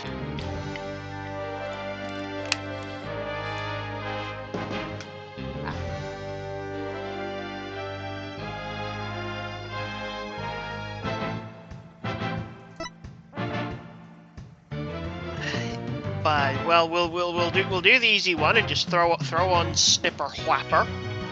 Oh yes, old Bag is going back into the courtroom, and that stupid gasping pain Snipper Whapper has no idea what he's in for. I kind of want to hear Old Bag say it too. Yes, we always want to hear old Bag sing, because she has the best singing voice. Oh yeah, that's that good shit.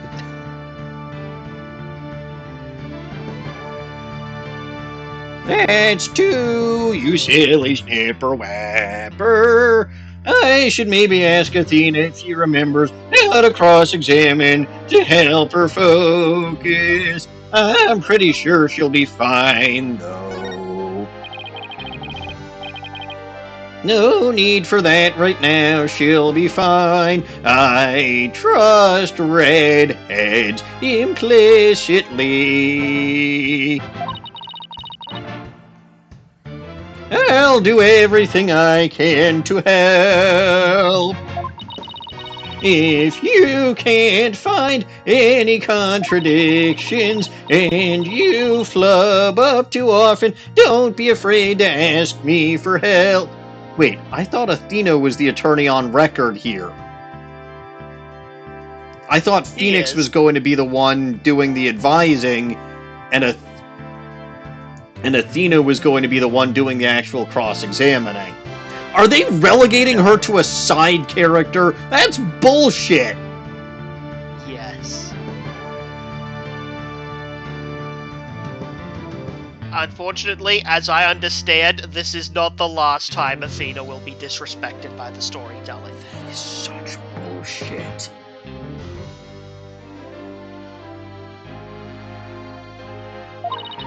Press X when the option to consult with me appears. I'll let you know where I think the suspicious statement is. That sounds good. I'll be counting on you if I get in a bind. Alright, it's cross-examination time. That old bag's gonna cross-examine this stupid robot snipper whapper. He thinks he can steal my alien gig with his stupid robot gig. Well, he's got another thing coming there, Sonny Jim. You stupid snipper whapper with your stupid goggles and your stupid text-to-talk and your stupid cube that's absolutely worthless as evidence. You are just a stupid snipper whapper, just like all the rest of the stupid snipper whapper. How old are you anyway, you stupid snipper whapper? You're what, like 2 years old? Okay, you're only 42. You are so stupid. You claim to be a police bomb specialist, but you can't do anything right. You are an absolute stupid snipper whapper, and we all hate you very much.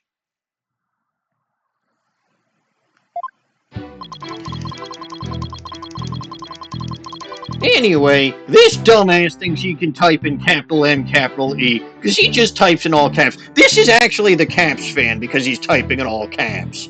I'm gonna press every statement, you so-and-so. Hold it! Hold it! You say that you disarmed the bomb, but are you really sure it was disarmed? Considering the fact that it exploded, I'd say it wasn't. Absolutely. I can disarm anything. In a flash. I bet you can't disarm yourself, you stupid snipper whapper. Also, again, Not without significant physical pain. well, I challenge you to disarm yourself, because you said you can disarm anything in a flash. Do it! I dare you! I would really prefer not to. Well, too fucking bad! Your Honor, the defense is threatening me. I'm not threatening you. You want to see threatening you? I would be the one saying that I'm going to disarm you if I was threatening you. You see? I'm pretty sure she can get away with it. She's old bag. You would not believe the kind of shit she gets away with here. In fact, she has a ray gun. She's probably going to shoot you with it if you don't start cooperating. And I will. Rat-a-tat-a-tat-a-tat-a-tat-a-tat-a-tat. Oh no. Regardless, I sincerely doubt your disarming capabilities, considering the fact that the bomb you claim to have disarmed exploded in the courtroom. A disarmed bomb should not have been able to do that.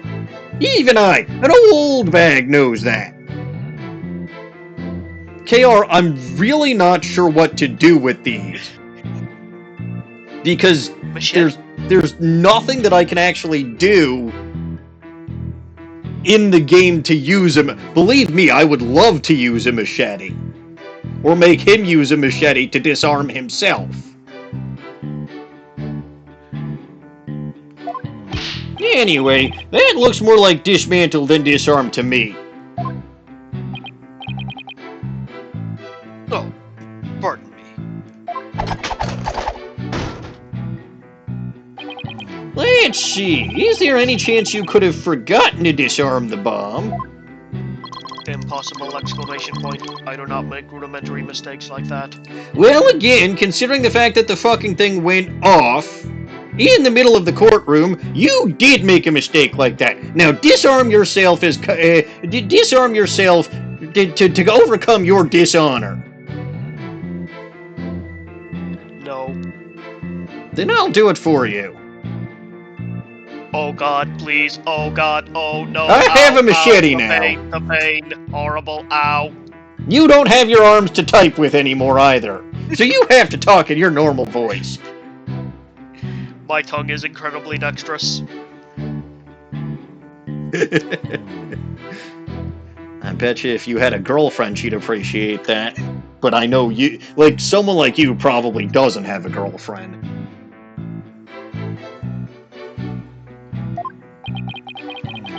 They say to err is human. Although the jury is still out on this guy.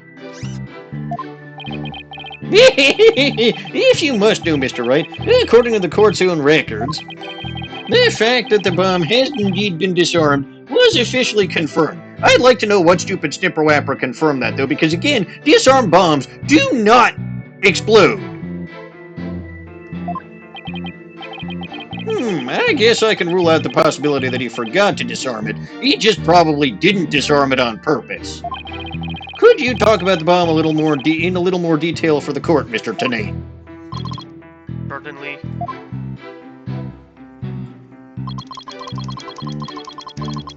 Alright, let's press this too. What was the approximate size and weight of the bomb? Dimensions, :10 quotation mark H, X, 10 quotation mark W, X, 10 quotation mark D, weight, :12 loops. This information is also written on the photograph. Ah, yes, here it is on the back. We actually remembered to flip something over for once. According to this, the case is made out of alloy plating 5/16 of an inch thick. It certainly sounds like one thick and very heavy bit. Well, technically, we don't know what fucking alloy it is. Like, they just say that it's an alloy. An alloy could be made up of multiple different types of metal. There are significantly lighter alloys and significantly heavier alloys.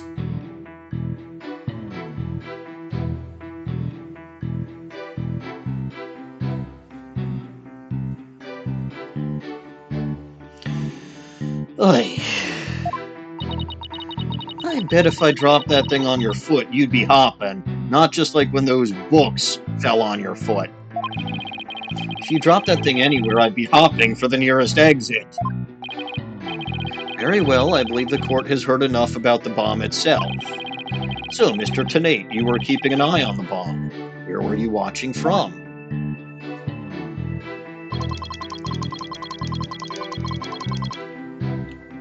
Why did you become alarmed? Why were you in the gallery? My duties may have been over for the moment, but I wanted to keep watch. Even though the bomb was disarmed, you can never be too careful. Explosive devices are very dangerous things. Ah, how admirably responsible of you. A model to be emulated. I practice disarming bombs every day. I practice assembling them, too. Again, you're not actually assembling or disassembling a bomb because you specifically said the wiring isn't right. But alright. The disarming part I get, but assembling them? That means you're the prime suspect here, bud. You could have made this bomb. Well, I'll have you know that I practice presenting evidence every day myself. Good for you, Athena. I'm very proud of you. LG, are you proud of Athena? I am. She does so much practice. She does, yes. Forgive me for what I'm about to say. I see, but do you ever practice having evidence presented to you? Presented to me? What? No, Then you cannot very well call yourself a professional yet, can you? That does it. I'm gonna take that bomb and shove it somewhere you don't want it. Grr, that does it. I'm gonna start practicing having evidence presented to me every day.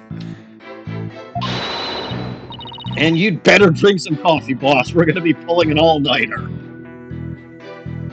I love her so much, and if she keeps getting disrespected by the story, I'm gonna be mad. I don't think that will be necessary, or worth either of our time.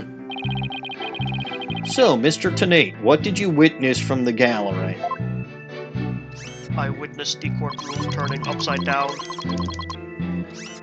That was an interesting thing that probably very rarely happens. Yes, hence my state of alarm. That would be considerably alarming.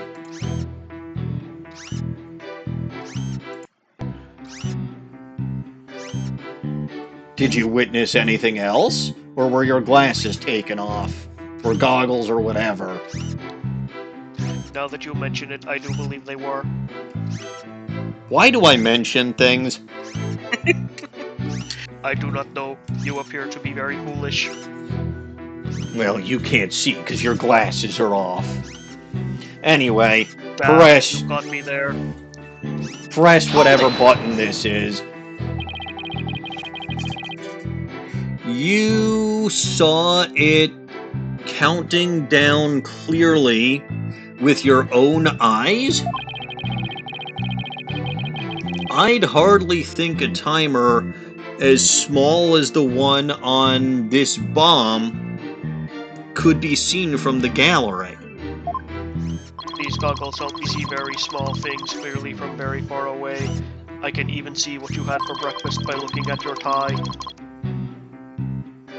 So they can see small things from very far away. Is that how you see your dick? Damn! He's insulting me! I'm gonna insult him right back! Also, the reason his tongue is so dexterous is because he can't, like, he needs that to compensate for something else.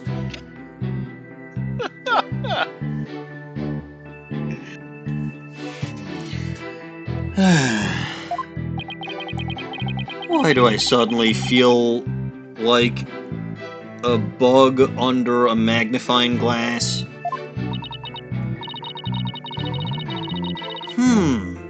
I guess it's possible he saw the timer if he was wearing those goggles. And he saw it in 3D. I'm not so sure. There's something that just doesn't sit right with me. No, I'm standing. I don't think I follow. The bomb was completely... Yeah, I mean, that's the other thing, right? Is the bomb was inside the stuffed animal. So how the fuck could he see the bomb? Or, yeah, the bomb or the timer. The bomb was completely hidden inside the stuffed animal. So well concealed, in fact, that it didn't even look like a bomb at all. So you're trying to find testimony that conflicts with the evidence, right? That's right. Listening carefully to Mr. Tonate's testimony is just the first step. After that, it's a matter of taking a look at any evidence that seems relevant. Remember that you'll open the court record when you go to present R something. If you find evidence that conflicts with the testimony, present X it. Let's see, this testimony is about when the bomb went off.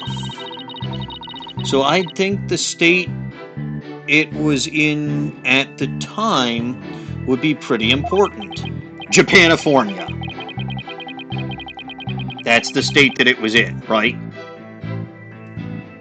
Correct, yes. Okay. Then we're all on the same page. A bomb that didn't look like a bomb because it was inside a stuffed animal, huh?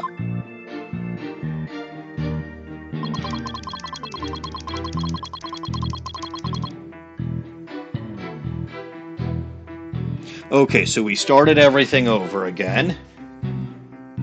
They made it pretty clear what you have to do, I'm sure.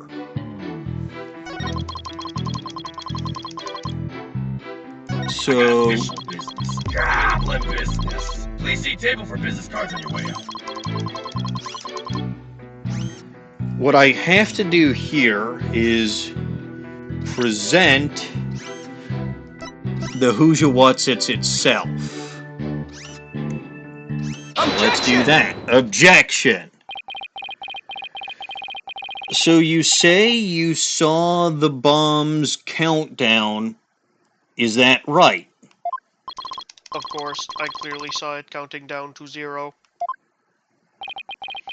And I say that you are clearly lying, although I can't say that anything is clear because my glasses are off. What are you talking about, question mark? There is no way you could have seen the bomb's timer. After all, the bomb was concealed inside a stuffed animal. Exclamation point. Mr. Tonate, how can you claim to know the bomb was about to go off when you couldn't even see the timer or the fucking bomb itself?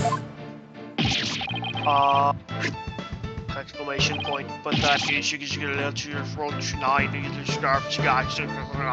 exclamation point. What?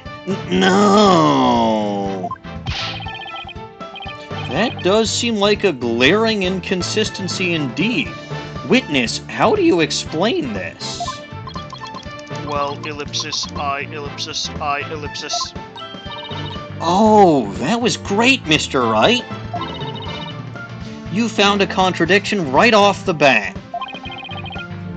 Always remember, Athena, when you find an inconsistency in a witness's testimony, there's always a reason behind it. Ugh.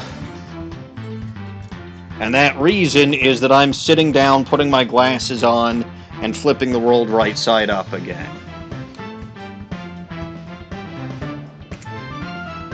So how many of those have you used? 5, and then Snowy gave 1 more, so you've got 2. Yeah, that feels correct.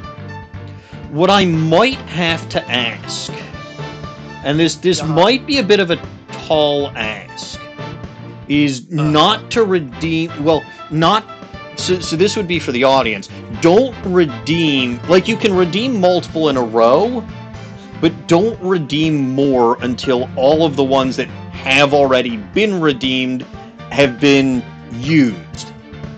Otherwise, we'll lose count. But yeah, I think you've got 2 left. Logic behind that. Sometimes I have logic. Rarely, but sometimes. You know what? Let's leave these last 2 up to fate. Spin that wheel. Alright. Wait, why did I do that? I don't have to do that anymore. 2 monitors.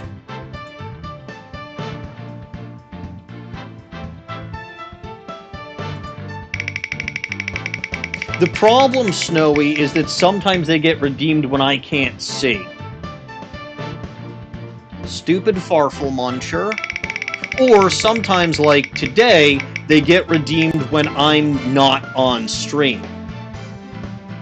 Oh, good. Damn it, you're right, Dino Guts. We rolled Wingle again. How the fuck does this keep happening? LG, you don't get it. Is it because they're the blue and white wheels on slices on the wheel? No.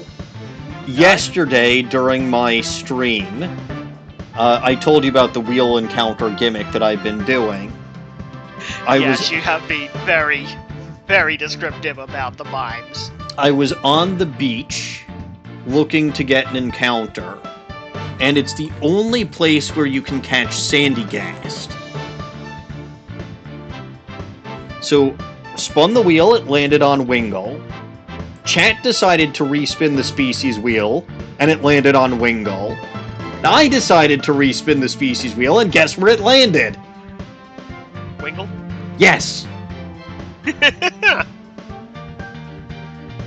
Well, guess you're using Wingle. Well, I caught Wingle. It does not mean that I have to use it. I just and it's not even a fucking hydration Wingle either. It's Keen Eye, so it doesn't even get Drizzle when it evolves. It is... What did I name it? I named it Digby. Oh yeah, that's also true. What Dino Guts says is Wingle and Sandygast were right next to each other, and that last wheel spin, it got to the absolute edge of Wingle, right before Sandygast. I was... And like... Sandygast also would have been one that I would have loved to have to get a shiny for, because shiny Sandygast is fantastic. It's very cool. Damn you, encounter wheels. Live by them, die by them. Anyway, it could be a lie, a hidden meaning, a secret, whatever it is up to us to dig it out from these stupid Farfel Munchers. And pointing out every contradiction we find is the best way to do it, right, boss? Now the question is, what can we dig out of Mr. Tanate?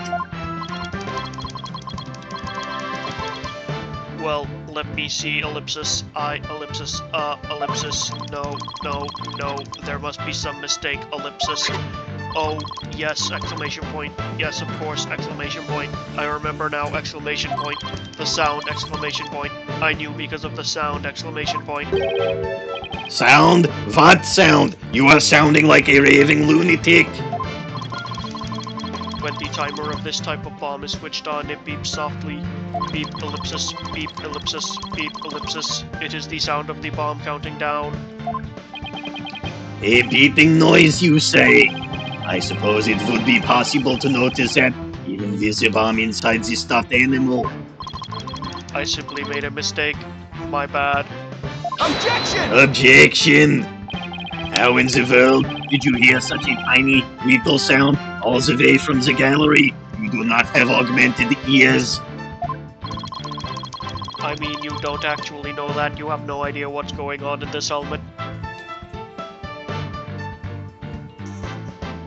Then take off your ridiculous helmet, you stupid fawful muncher. No. Then you do not have augmented ears. Listening for the sound of a bomb's timer is an integral part of my work. I constantly undergo training so that I will never miss it. I hardly think training would help you hear something so soft from so far away, especially when, even though you technically can hear it outside of this stuffed animal, it would be muffled by the stuffed animal.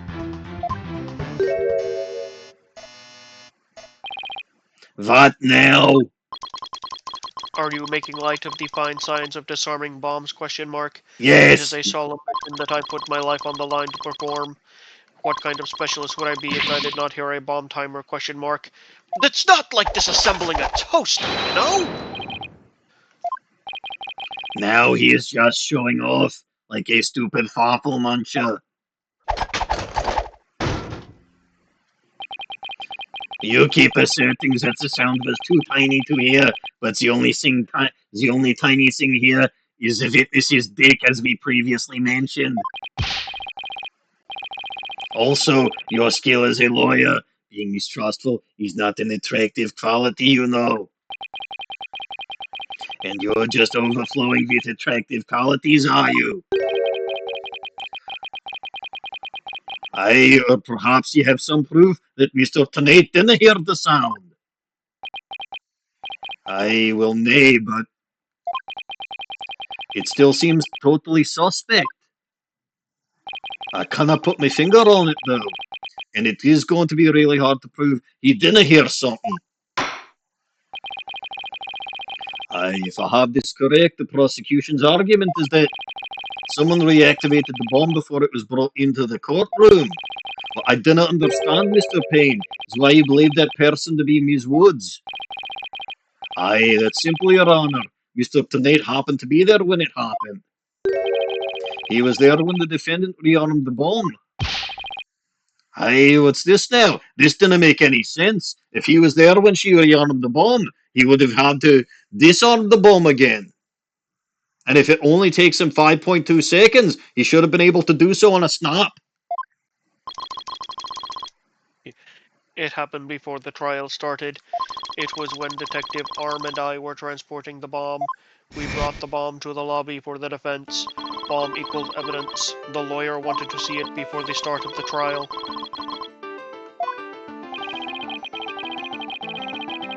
Looking for a chance to get to the bomb. Ms. Woods was already there in that lobby. Her goal was surely to rearm the bomb and steal the remote switch. The remote switch? Yes, the switch that controls the bomb remotely. Duh. It has been missing ever since the incident. Missing a remote switch added to the court record? Well, it's been in my court record the whole time, you daft idiot. A switch that starts the time bomb's countdown. It was stolen just before the blast and is now missing.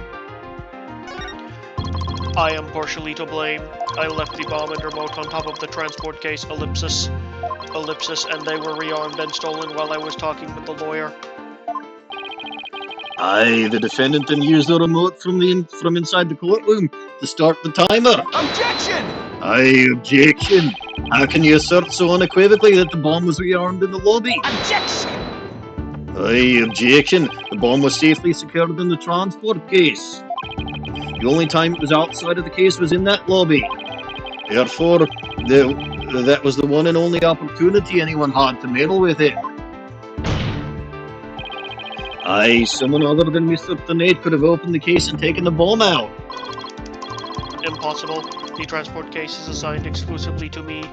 Do you see this number here, question mark? That is my identification number, and I have the only key that can open the case.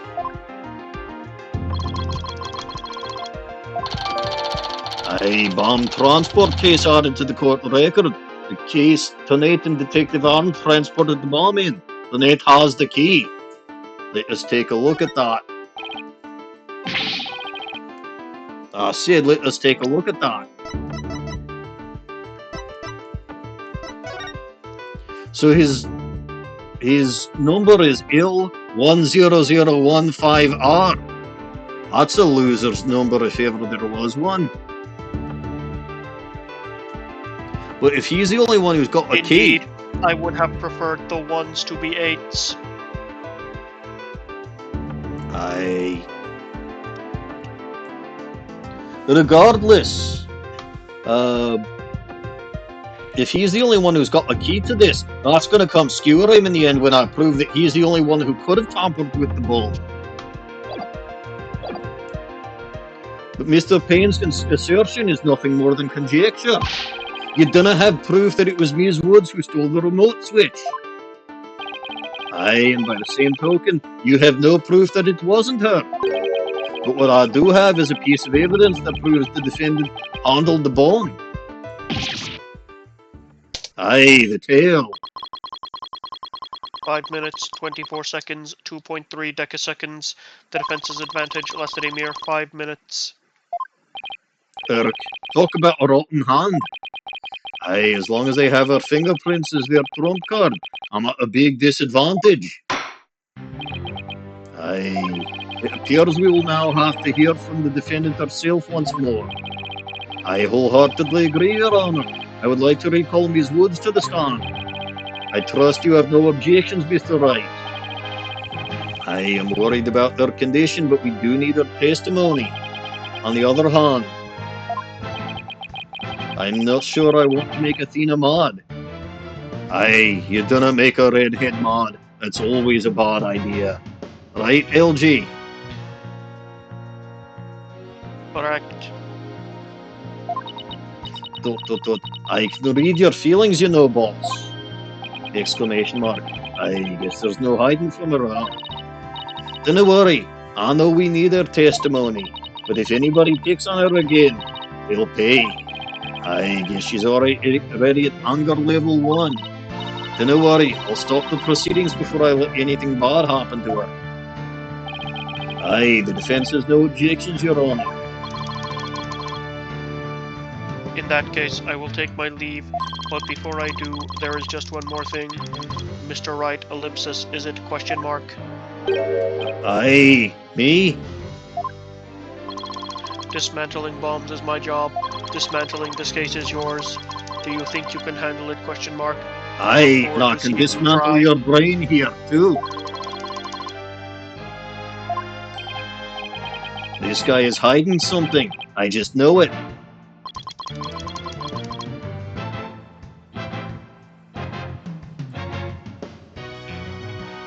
Now if you will excuse me, ellipsis.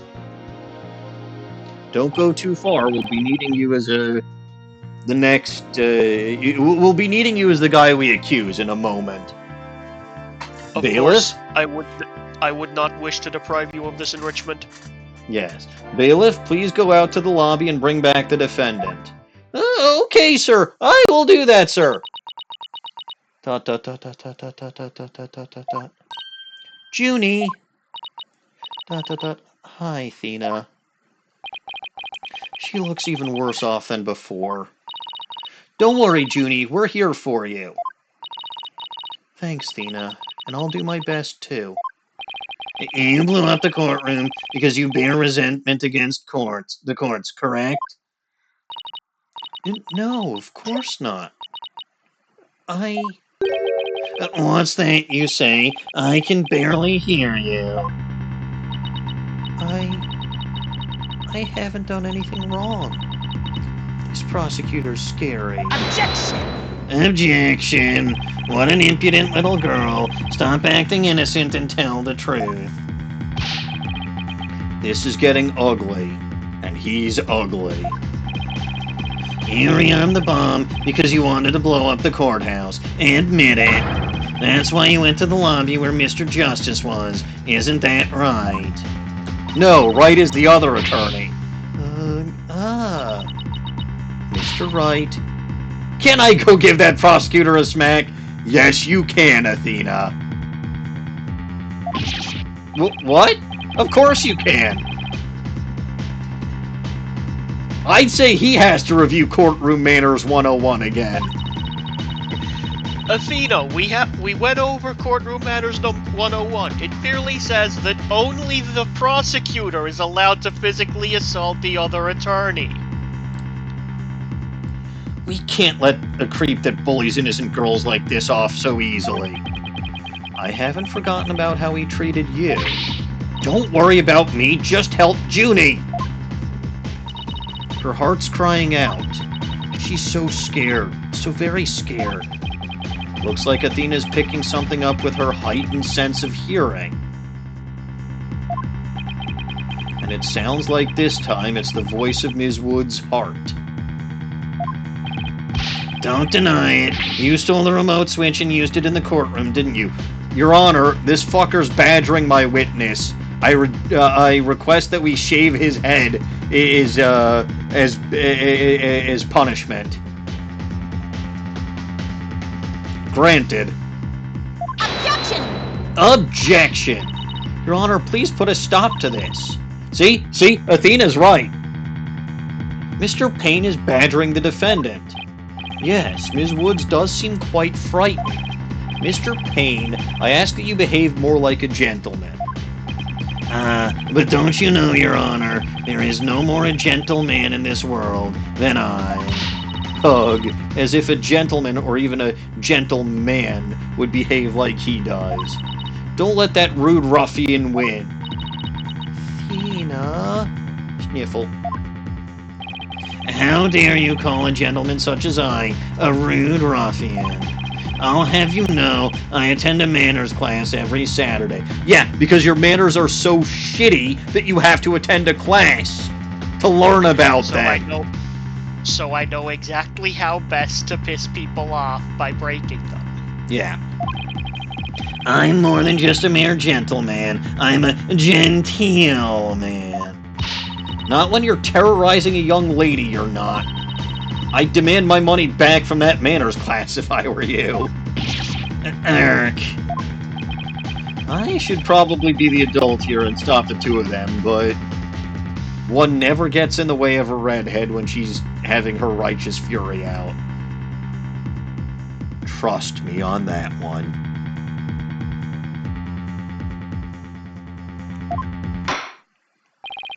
Mr. Payne, that will be enough. Certainly, Your Honor. No further questions. Let's move on to the defendant's testimony. Ms. Woods, please share with the court what you were doing when the bomb went off.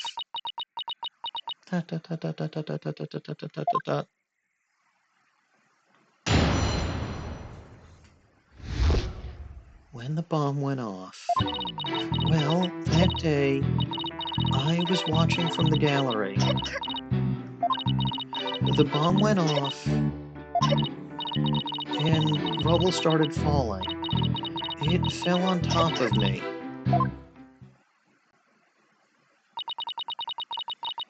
Junie is clearly in pain being forced to recall the bombing like this. She can't even get her words out. This isn't going to work, so what now? Hey, wait a minute. Even if she can't vocalize what she wants to say, we can listen to what's inside her heart. Yes, now's the perfect time to use Athena's power. You can hear it, can't you, Athena? The cries of Ms. Woods' heart. Yes, and they sound incredibly strained.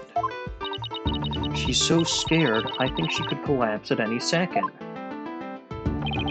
Athena has a unique ability, you see, as does everyone here. With her finely tuned sense of hearing, she can hear the words of a witness's heart. In essence, she can sense how a person is really feeling from the tone of their voice.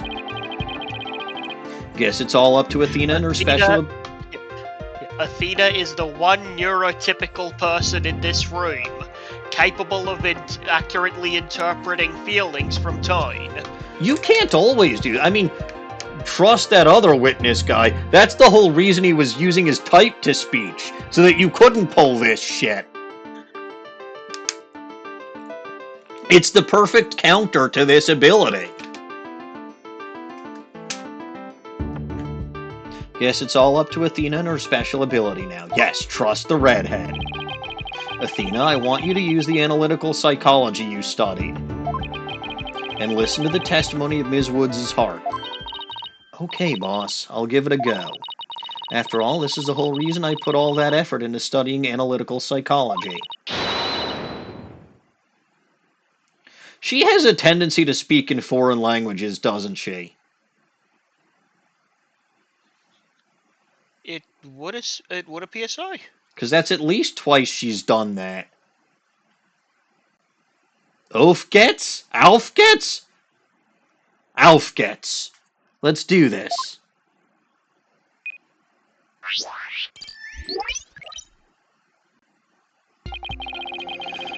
So your holographic thingamabob can show us how Ms. Woods is feeling, right? In a nutshell, yes. The emotions and images that I picked up on just now while listening to her testimony. I can enter all of that into Widget and use the mood matrix to analyze that.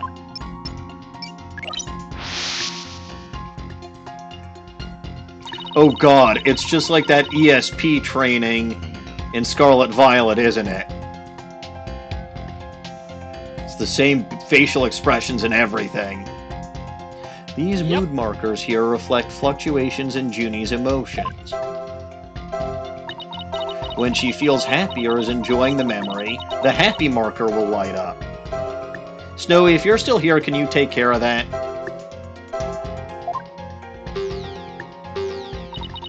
When she feels angry or frustrated, the angry marker will react. Thank you, Snowy. When she feels sadness or frightened by a memory, the sad marker will blink. And when she feels surprised or confused, the surprised marker will let us know. So with your special ability in Widget's Mood Matrix program, we can track how Ms. Woods is feeling as she testifies. Talk about the wonders of technology. I do kind of love Athena. But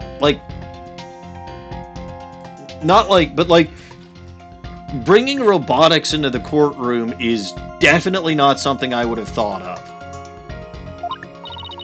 Yep, now let's give it a shot. I'm picking up some kind of discord or noise in Junie's heart.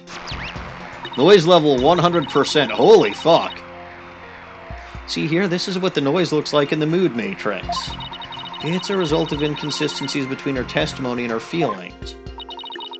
If we can pinpoint these inconsistencies, the noise level should drop. Hey boy, I guess it's time to listen to Ms. Woods' true testimony.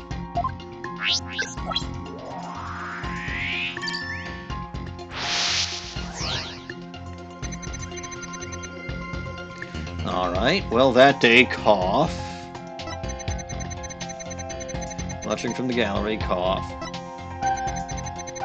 Bomb went off, okay, that's surprise, that makes perfect sense. Rubble started falling, that too makes sense. I'm sorry, what? Why is she feeling... Is she a masochist?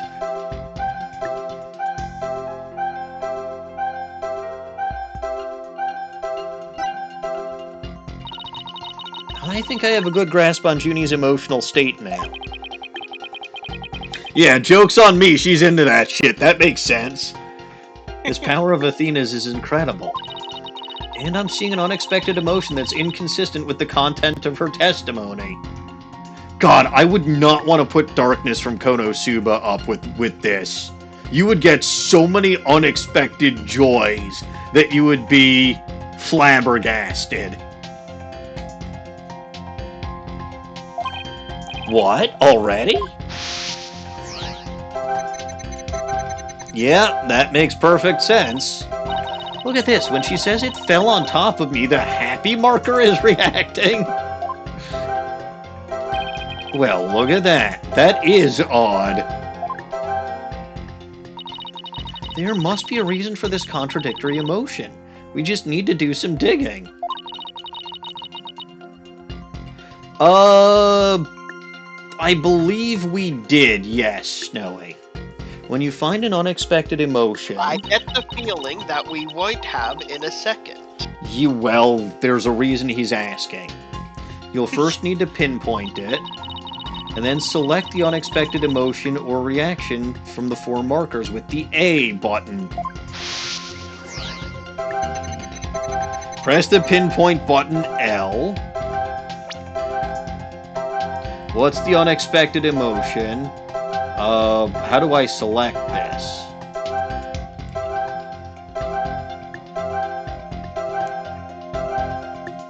Got it! Widget is registering joy when Ms. Woods recalls the rubble falling on her.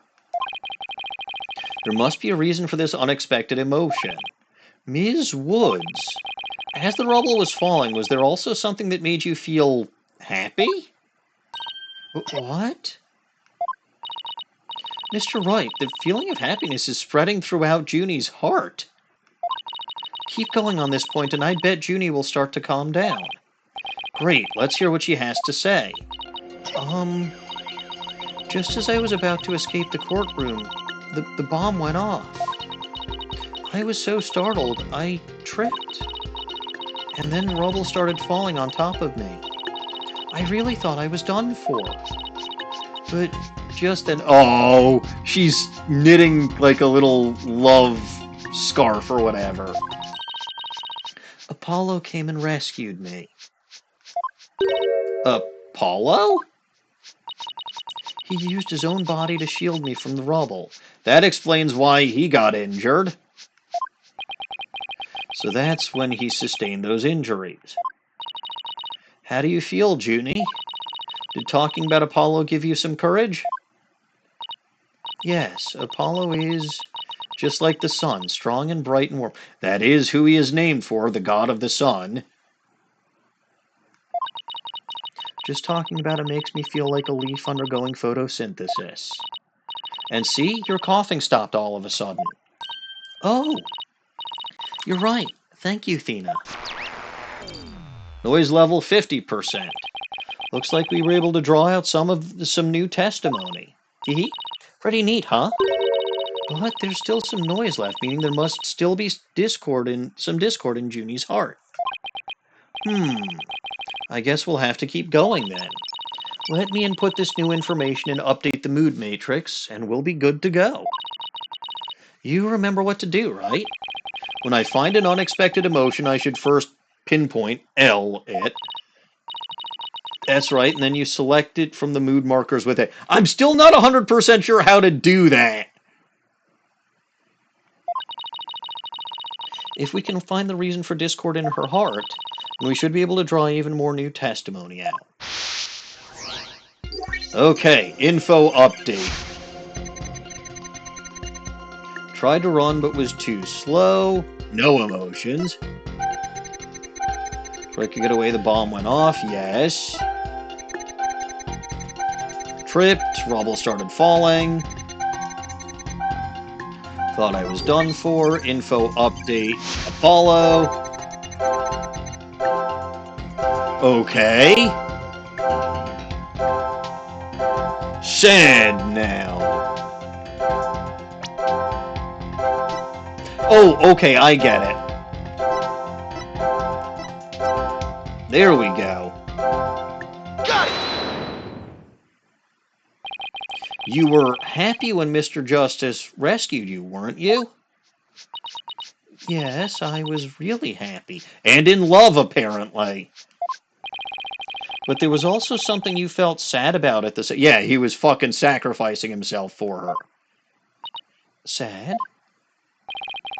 The reason I ask is, when you were describing how you were rescued, we sensed a little sadness, too. Your Honor, none of this is allowed in a courtroom.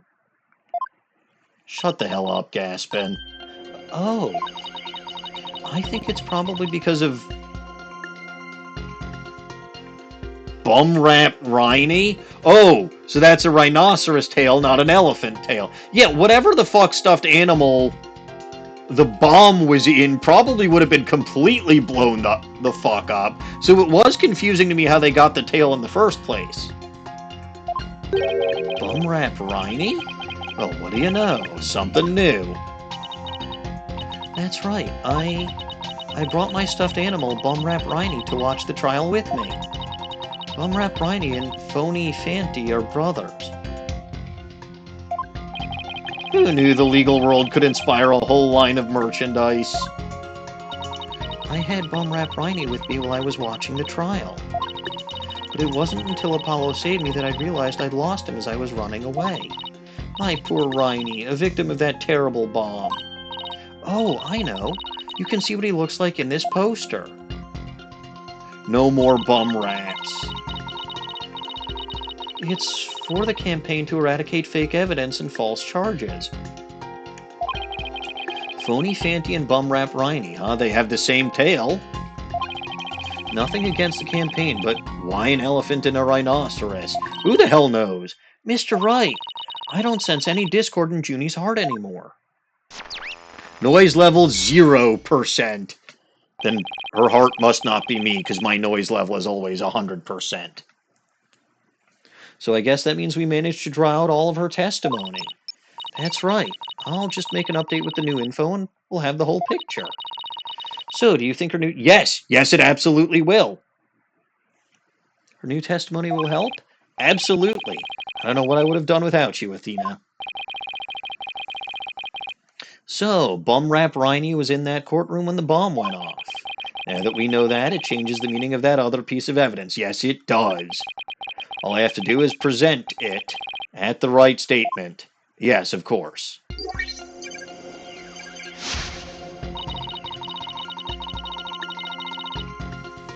Was watching from the gallery with Bum-rap Riney. I tried to run, but I was too slow. Before I could get out of the courtroom, the bomb went off. So startled, I tripped. Then rubble started falling. I thought I was done for. Apollo came and rescued me. So, obviously, the only place that mentions Bum-rap Riney is the first statement, so I must present this tale. Objection! It's not really an objection, but Ms. Woods, I know this trial has been very hard for you. But you can relax now. You are, without a doubt, innocent. Mr. Wright? What wild assertion are you making now? My wild assertion is simply this. The two stuffed animals were mixed up. The tail the defendant's fingerprints were found on wasn't that of Phony Fanty. It was the tail of her gallery companion, Bum-rap Riney. Objection! Objection. What? What nonsense is that? I concede they're both stuffed animals, yes, but they're completely different characters. An elephant and a rhino. They're as distinct as a defense lawyer and a prosecutor. But are they really so different? Both defense lawyers and prosecutors strive to protect the peace through law. Even elephants and rhinos have some similar characteristics. They're both gray, for example. Anyway, this poster is all I need to prove my assertion to be true. If I may direct the court's attention here, you'll clearly see how the two got mixed up. Let me point to Bum-rap Riney's tail. Take that! Well, would you look at that? The two tails are exactly the same.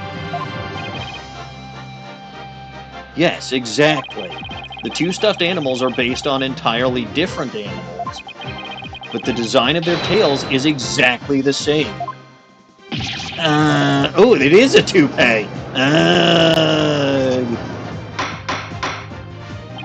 Order in the court. As long as the possibility exists that the tail belongs to Bumrap Riney, we can no longer consider it to be decisive proof that the defendant handled the bomb. Again, in point of fact, the animal that the bomb was in would have been blown to smithereens. There shouldn't have been a piece as big as the tail left over. So this, without a doubt, is Bumrap Riney's tail. As things stand, I consider the charges against the accused unsubstantiated. Wouldn't you agree, Mr. Payne? Yes, of course, Your Honor. Oh, that was great, Mr. Wright. You turned things right around. Yeah, it's not over yet, but at least we managed to hold out this long. I believe that brings our proceedings for today to a close. Mr. Payne, I'm afraid you have some serious investigating ahead of you. Yes, Your Honor. Very well. Let us reconvene tomorrow.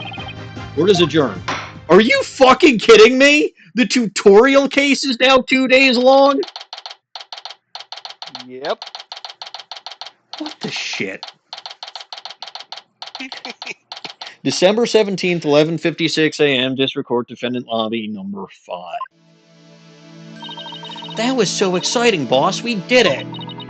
True to form, you managed to just barely pull it off at the very last moment. True to form, gee, I never knew you had such a glowing opinion of me. Thank you for everything you're doing. You did great, Ms. Woods. You really stuck it out. And you got really brave at the end, just when we needed you the most, Junie. Thanks to you, we were able to turn things around. Well, you were the one who gave me that courage, Athena. Athena is the goddess of courage, I believe, in addition to many other things. Really? Thanks. So, be honest, was I any help at all? Of course. How the fuck do you not, like, if it wasn't for you, we wouldn't have gotten that final testimony. Athena, please stop doubting yourself. You're wonderful. See? I'm not seeing anything about courage in Athena's divine domains. Huh. I'm pretty sure she's courageous. I mean, she is a war goddess, so you could probably make a few assumptions, but... Yes. That's good to hear. I may still have a lot to learn, but you can bet I'm going to give it my all. I'll be so good that one day you'll call me your partner. Is she propositioning Phoenix? Oh, wait, law partner. Yeah, Phoenix's heart, I'm sorry to say, belongs to another redhead.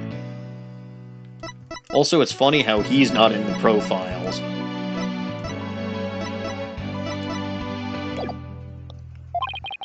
That's what I like to hear. Analytical psychology. The ability to solve riddles of a person's heart. As if we didn't need more cockamamie bullshit in the game. That said, if this is Athena's gimmick, I wholeheartedly welcome it. I think my favorite one is Edgeworth's, actually. He doesn't have one! He does. He does. It's basic logic. Bah! That is, without any semblance of a joke, Edgeworth's power in the investigations games. Then he's boring as shit. Athena's true potential is beginning to really shine through now. Hey, where's Apollo anyway?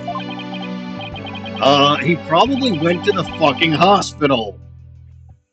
Also, good job forgetting about your daughter's brother, Phoenix.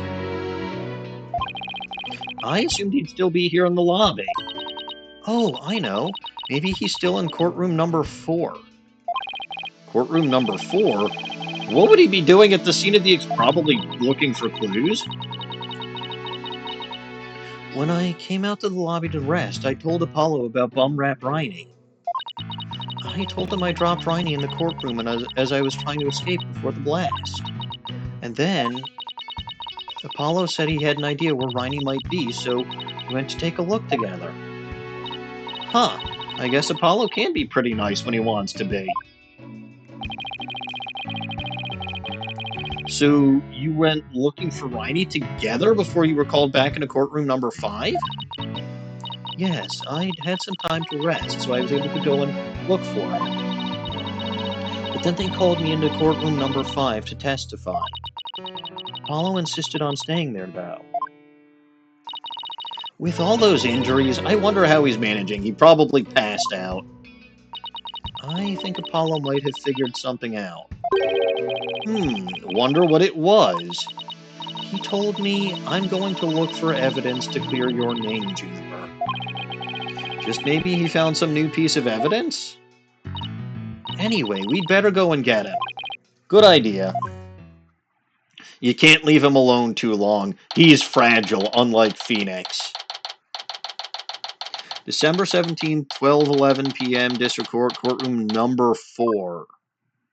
Where are you, Apollo? Trial's over for today. That's a nice voice she Come has. on, I know you're... No. Yeah, he pushed himself too hard. He's an idiot.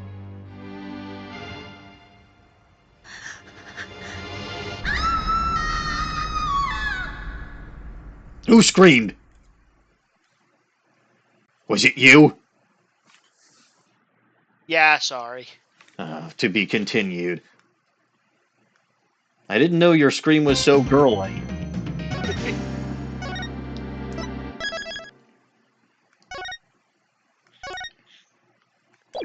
Alright. Let's continue to the next chapter.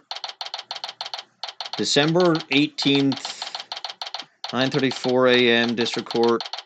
Wait, there's no investigation? We're just continuing right from where we left off?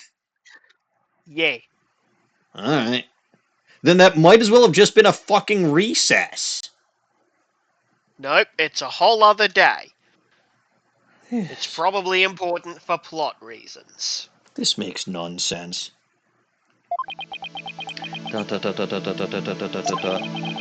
This isn't exactly how I envisioned the second day of this trial to start. But given how things ended yesterday...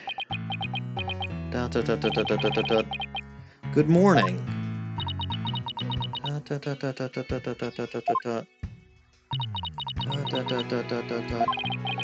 The mood sure is tense. Not that that's any surprise. Oh, so we have to wonder if Apollo is out of the woods yet.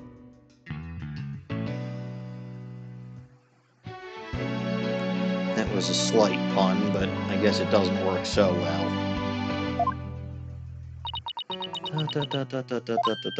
Oh, hey, did you read the paper this morning, boss? Huh? The paper? That came out of left field. You didn't read it, then you don't know the big news. Oh, she's angry. Somebody spotted an abominable snowman way up in the mountains. Is Athena another goblin?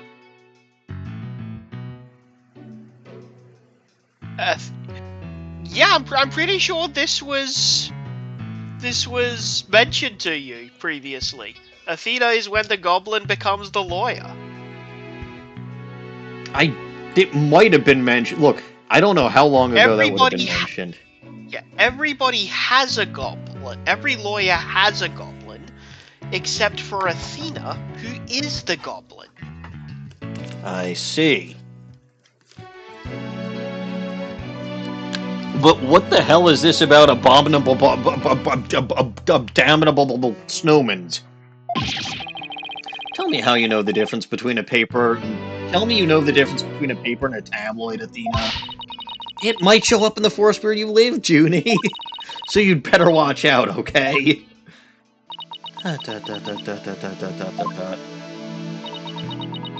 We're back to this again. You really should read the story for yourself. I couldn't even begin to do it justice. Exclamation mark. Justice? Huh? Oh, poor Apollo. And it's all my fault. Sniffle. Tina. Sob. Oh, Junie, what was I thinking? I'm so sorry. What we found yesterday was not Apollo's dead body, thank goodness. Oh.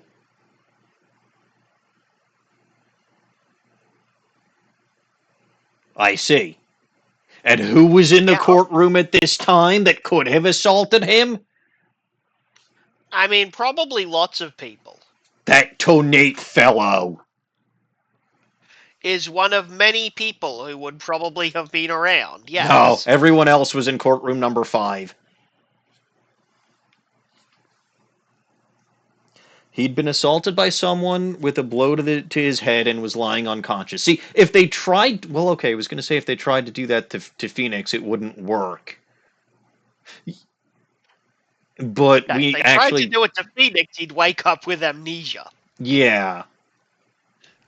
We do know Phoenix is susceptible to direct blows to his head with fire. With fire extinguishers specifically. I don't think a rock would do it.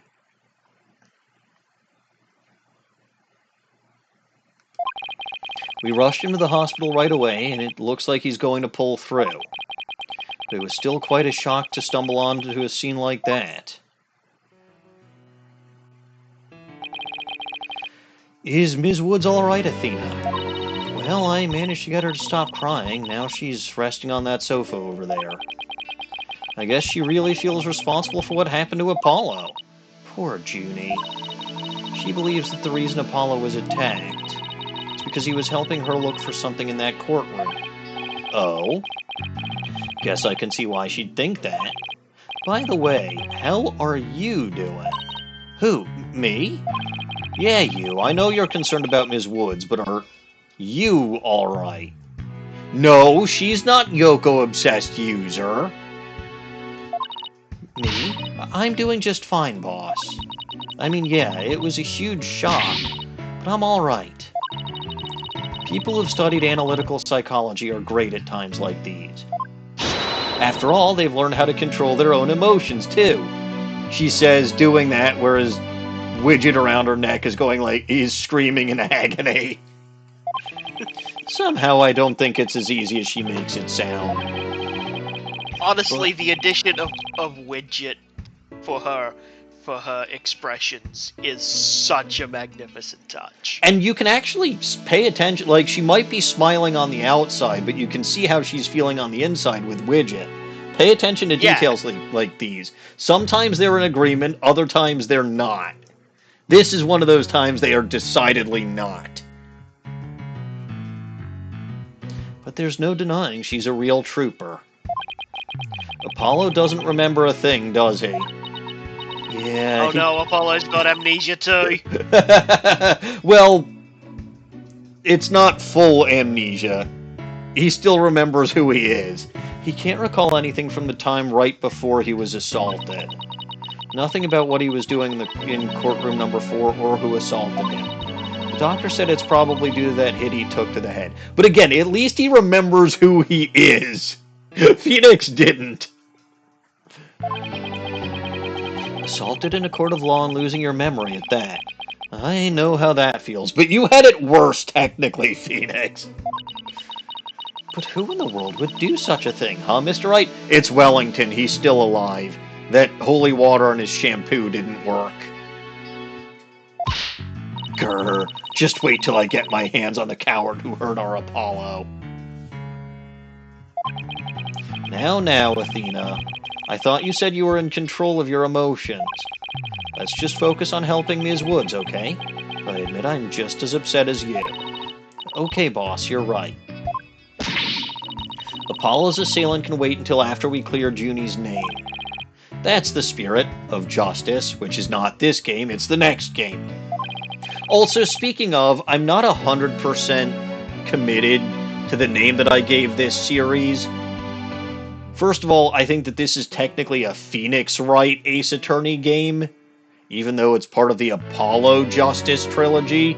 So I don't know that Yeah, Appalling... I think Apollo only gets the one title to his name. Yeah, so I don't know if Appalling Justice 2 is the correct thing to have, and then Dueling Dunces is because I assume that, like, the defense attorney and the prosecutor are just going to be dueling idiots in the courtroom. But again, I mean, this is just a very safe assumption in general. Right. I'm not 100% committed to the name of this series, which is why I didn't change it on the schedule, because I think the schedule basically just says that I'm streaming the Apollo Justice trilogy, which is fine. It's what I'm doing. Yeah. I think Appalling Justice 2 is fine, because it is still in the Apollo trilogy. Yeah, I was going to ask Dawning for her opinion, but she really has not been feeling well. Oh, that's a shame. It's another migraine, and she was supposed to be able to go in for treatment, but I believe there was a screw-up, and it's going to have to wait 2 weeks. So... Oh, damn. Yeah. That's been her life, and that's why she's not here. Anyway, now let's see. Fair enough.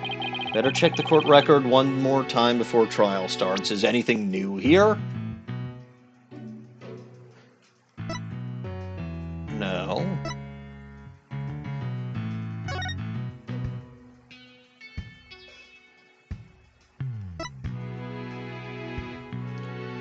Okay.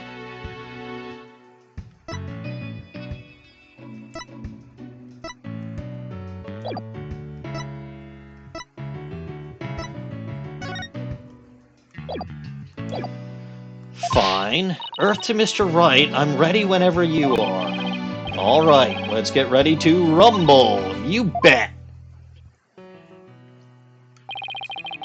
everything that happened with Apollo, I didn't have time for a proper investigation.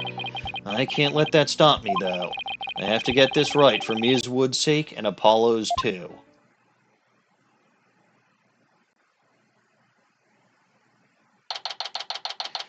Yes, 9:50 a.m., District Court number 5.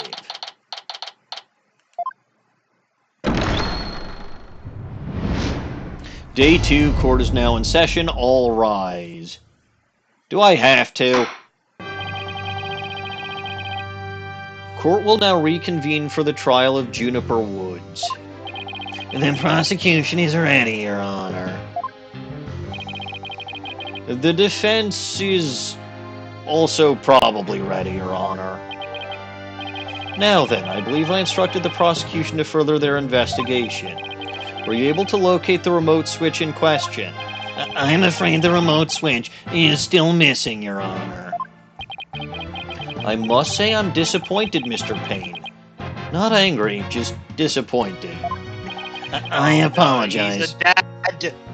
I mean, we know he's also a granddad, so yes. You by definition, you can't be a granddad without being a dad. I apologize, Your Honor. Aha!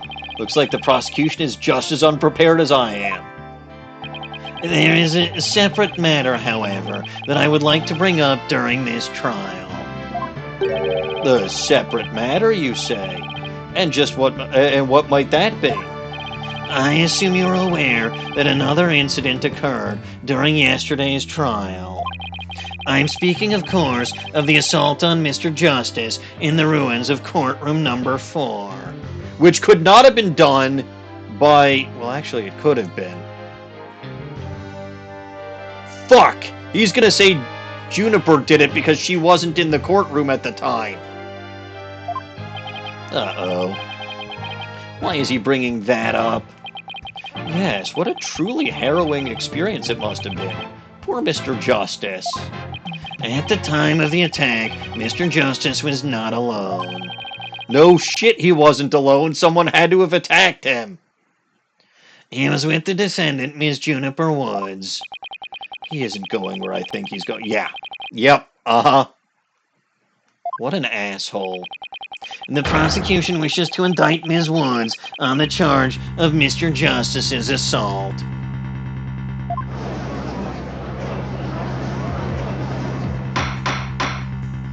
Order in the court. Fuck you. Mr. Payne, the incident under deliberation here is the courtroom bombing. The assault on Mr. Justice has nothing to do with this trial.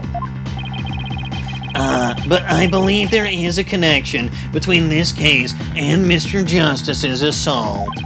Please, take a moment to consider these facts. Both events occurred in courtroom number 4. This is the location in courtroom number 4 where the unconscious Mr. Justice was discovered. As you can see, it's quite close to where Detective Arm's body was found. The courtroom itself is small. Like, anywhere in that fucking area would be, quote-unquote, quite close. You're gasping.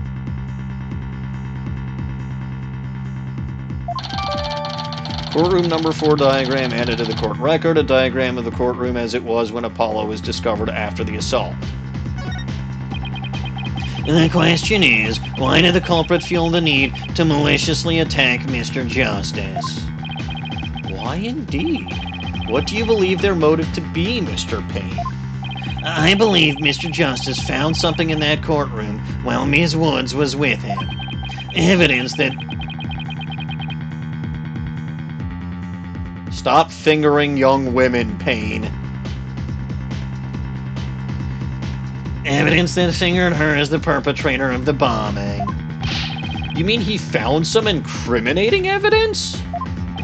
Precisely. And so I surmise that the defendant picked up a piece of rubble and hit Mr. Justice on the back of the head in order to silence him. Objection! Objection! Junie would never do such a thing. She was devastated when we found Apollo hurt like that. Ms. Cykes, please control your outbursts. Ahem. It is the prosecution's belief that by deliberating on Mr. Justice's assault, we will draw even closer to the truth of the courtroom bombing itself. Very well. Ms. Woods is hereby officially indicted on the charge of assaulting Mr. Justice. What the fuck? Why are you listening to Mr. Toupee over there? Although, considering our conversation yesterday, I think Apollo might have figured something out. Yeah, he's not wrong about the why. He's wrong about the what and the who. Apollo was clobbered by someone because he found incriminating evidence. The incriminating evidence would not have been against Ms. Woods. It would have been against Tonate, and Tonate's the one that explodified him. Wonder what it was. He told me, I'm going to look for evidence to clear your name, Juniper. Maybe the two incidents really are related after all. I would like to start by hearing from the defendant herself. Very well. Bailiff, please bring Ms. Woods to the witness stand. Yes, sir. Of course, sir. And I will always try to sneak that in as often as I can, even if they don't officially give him lines. I'm sorry. I can't seem to stop. Ms. Woods. Guess she's still really upset about Apollo. Ms. Woods, you went to the ruins of courtroom number 4 with Mr. Justice, did you not? Yes, I did. Good, good. If you would then, please testify about what happened to the court. Alone with Apollo. Oh no. Is she trying to muscle in on Clavier's territory? She might be. During the trial yesterday, I was overcome by a fit of coughing. Apollo stayed with me and we went to the courtroom ruins together. But then I was called back to this courtroom to give testimony. Apollo insisted on staying behind in courtroom number 4. I swear I didn't attack Apollo. Why would I ever hurt such a kind person? So, Mr. Justice stayed by your side while you were feeling unwell. What an admirable young man. I thought his...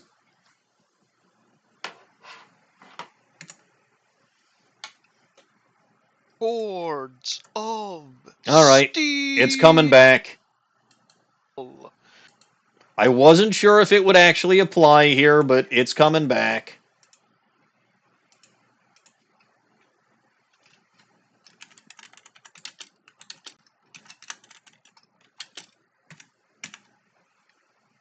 There we go. What an admirable young man. I thought his loud voice was his only outstanding feature, other than the 2 points of hair that everyone keeps making fun of, and Vera drew as him. He may look like a little imp at times, but Apollo can be really nice, too. I hope she didn't hurt her wrist backhanding that one out. You tell him, Athena. But one has to wonder, why did Mr. Justice stay behind in the ruins? I think Apollo might have figured something out. Something? What kind of something? Something to do with the courtroom bombing kind of something, I think. Oh ho!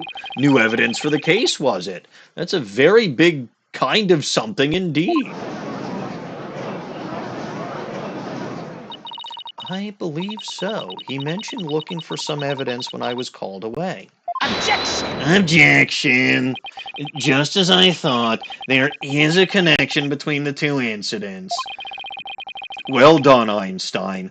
But the defendant has told a very big lie, Your Honor. What lie is that? When she learned Mr. Justice would be looking for evidence, she attacked him. She attacked him to give herself a chance to destroy that evidence. But no, I never... Objection! Objection!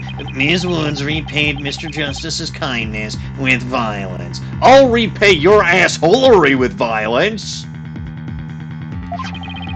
We found the proof of her foul deed there in the courtroom ruins. How the fuck did none of us notice this, by the way? Also, I'm calling this image a Photoshop.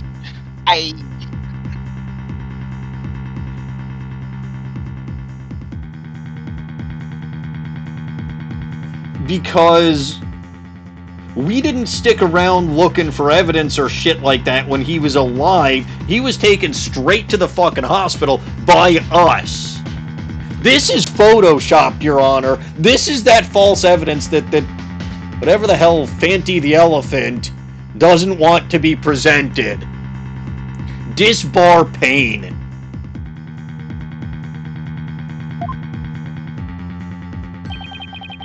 What on earth?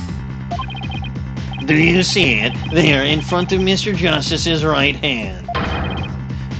Witness the message he left us. It's written in blood? W-O-O-D-S. Why, isn't that? That's right, Your Honor. It says Woods in capital letters. And if we've learned anything from the first 3 games in this series, it's that whenever we see someone's name written in blood, it means that is the one person that it definitely is not. Oh shit, I just tanked my own case. I mean, we also don't know for sure that it says Woods. It could have been intended to be read in a mirror. It could be moods. It could be that Athena is actually the one who did the murder. Maybe it means the operator swoon. of the mood matrix. Could be. What? I submit that Mr. Justice left us with the name of his attacker before he fainted. Apollo's assault photo added to the court record. Again, this is false evidence, Your Honor. Apollo is shown collapsed on the floor. The bloody writing is also visible. We didn't see this. There's no way we would have missed this.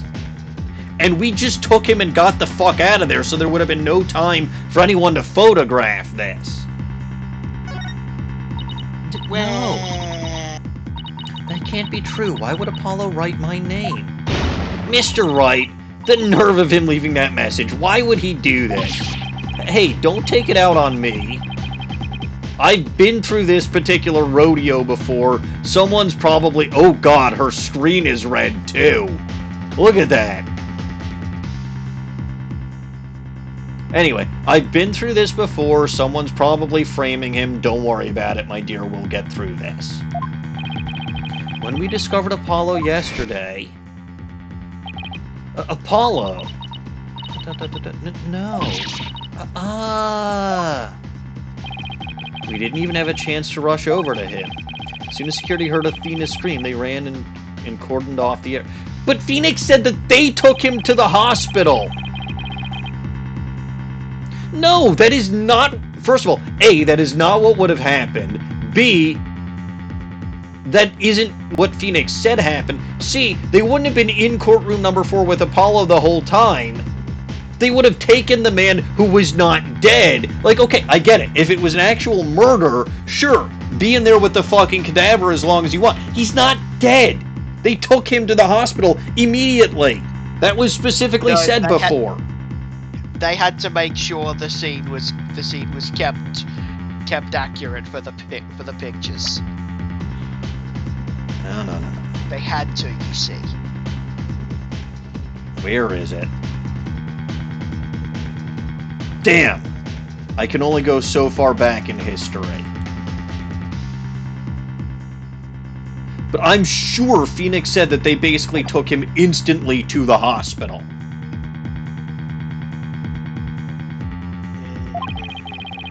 We couldn't investigate anything ourselves and had to leave everything to the police. Still, I never thought they would find some bloody writing there. Now then, please begin your cross-examination, Mr. Wright.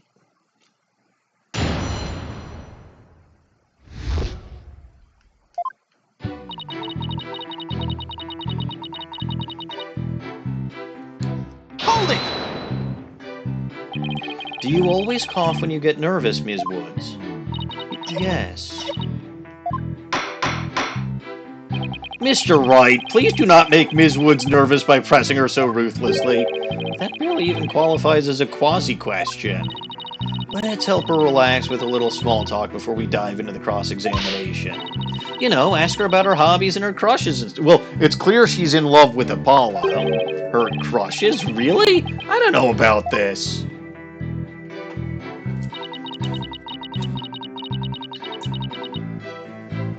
Hold it! Why exactly did you go to the courtroom ruins? We went to look for my medicine. To stop my coughing. Your medicine? Why would your medicine be in courtroom number 4? I dropped it in the heat of the moment. Bum Rap Riney, he was keeping my medicine safe for me. He has a little compartment that I can put things in, see? You see, just like the Fanty guy has the place that you can put bombs. Phony Fanty has the same type of pocket, that's where the bomb was inserted, sure. I had put my medicine for my coughing fits inside Bum Rap Riney. When I told Apollo about it, he said he'd help me go look for him. There was so much rubble in there, I was worried, but there was no rubble or anything in front of the witness stand. So when we got inside, Apollo went straight there and started looking for my Riney in that area. Oh hey, wheel spin.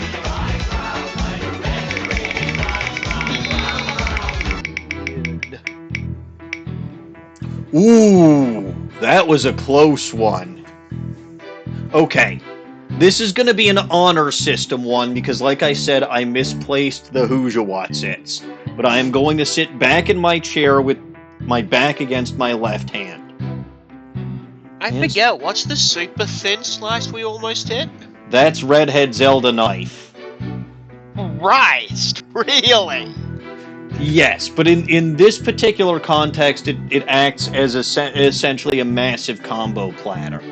So it's one stupid voice, one tsundere. So the stupid voice is chosen either by chat or by voice chat, right? Whoever's in voice chat, and then whichever tsundere is selected by the other one, right? So if voice chat chose the voice, then Twitch chat would choose the tsundere. Then I also have to go upside down, lose the glasses, no left hand, and use sing.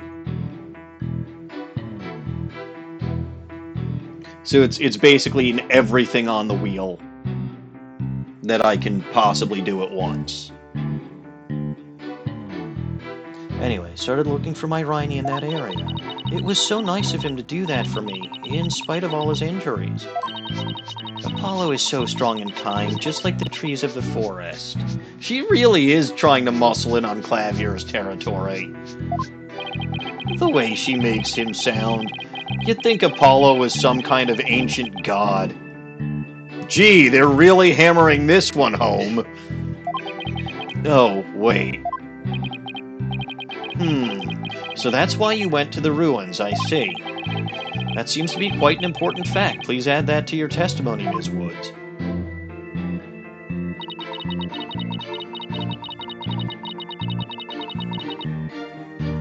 Okay, I'm going to assume that one's important. So, As they generally are when they're instructed to add them. Yes, I'm skipping that statement now, and I'm pressing on the other one. Hold it! And I'm doing so, by the way, by taking my controller and pressing it up against my torso, because I can't use my left hand.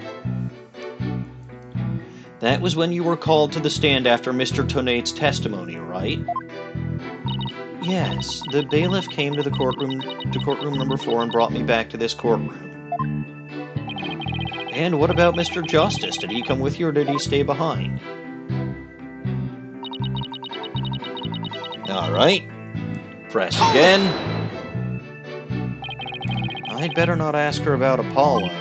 I know, I'll use some small talk here to get her to relax a bit. Do you have any hobbies, Ms. Woods? Hobbies? Oh, well, I love growing vegetables in my garden. And I love to knit. I like sewing, too. I made this outfit myself. Keep it up, Mr. Wright, it's working. Now ask her if she has a crush on anyone. So, is there anyone in particular you like right now? Objection! Mr. Wright, is that question even remotely related to this case? To this case? Yes, it is. Because we're gonna find out that it's Apollo. Mr. Wright, you will refrain from asking questions unrelated to the case at hand. Sorry, Your Honor. -1 to brownie points. Ms. Woods, please continue with your testimony. I believe you were telling the court about your attack on Mr. Justice.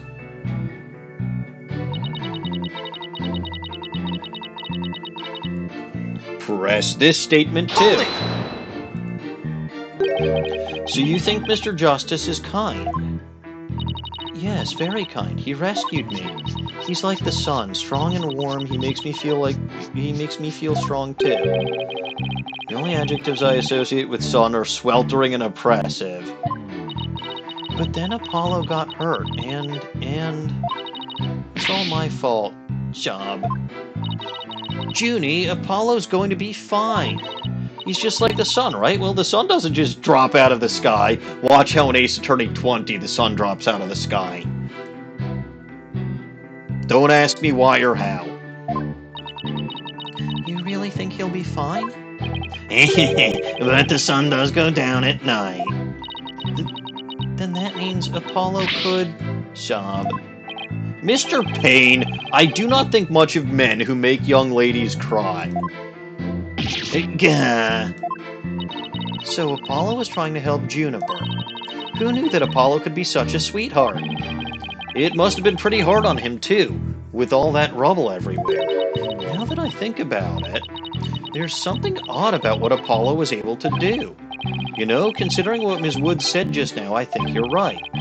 The courtroom was in a very unusual state, after all. Which leaves the million-dollar question. What would explain this contradiction? Let me see.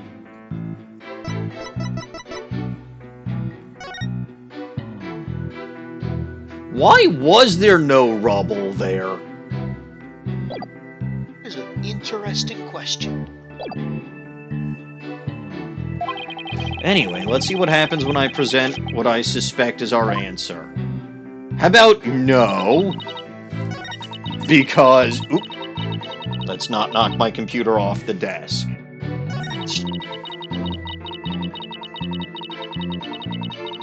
Press this statement.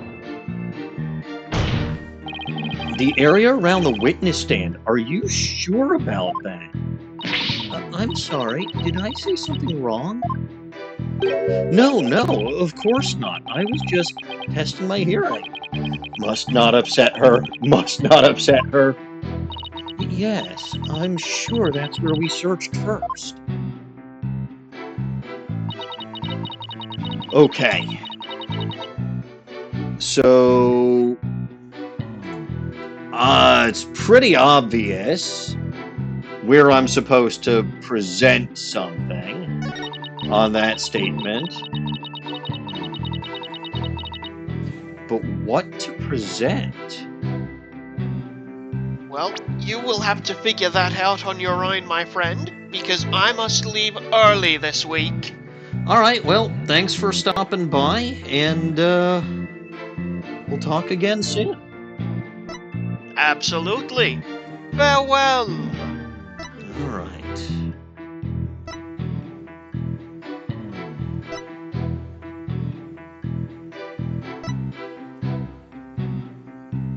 Okay. Diagram of the courtroom as it was when Apollo was discovered after the assault.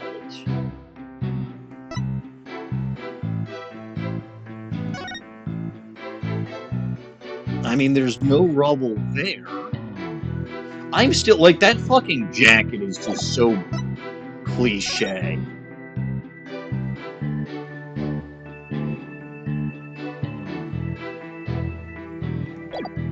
What am I supposed to present here? I mean, is it the diagram itself that shows there was no rubble?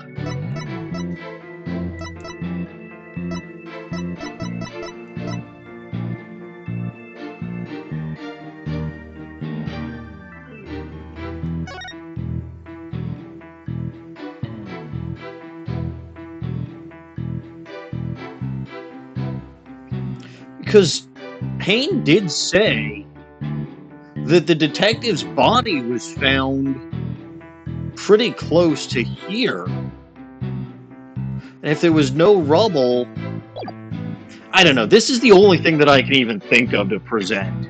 I'm probably wrong as shit. Objection!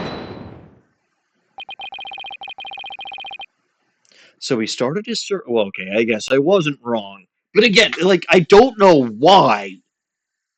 It's just the only thing that I could think of that was even remotely connected. So he started his search with the witness stand, you say? That's right. I guess maybe he wanted to start from the furthest point in the room. He was being so brave and strong. But that's odd. Under the circumstances, he shouldn't have been capable of that. But he was, and he still is. He might not look it, but he really is brave and kind too. No, that's not the part I'm finding fault with. Someone has a crush on Apollo and will have to get in line behind Clavier. What you are claiming is something that no one should have been able to do. But I should think that anyone can be brave and kind if they wanted to be, Mr. Wright. True, anyone can be brave and kind, but if you would please take a look at this diagram. With the courtroom in this state, how was it possible to walk up to the witness stand? Oh, I see your point. The rubble blocks off access to the area around the witness stand. Does such a tiny inconsistency even matter? Perhaps the witness is simply misremembering it. Irk. Great, now I'm not so sure it matters. A real man doesn't make mountains out of molehills, you know. But that's precisely what Mr. Wright does best. I call slander, Your Honor. So, was it really impossible to approach the witness stand? I have to say it's a bit hard to tell with any accuracy from just this diagram. Mr. Payne, do you have any other photos of the crime scene? Let me see, Your Honor. Yes, I have one more. Here it is, a more pulled back version of the photo I presented before.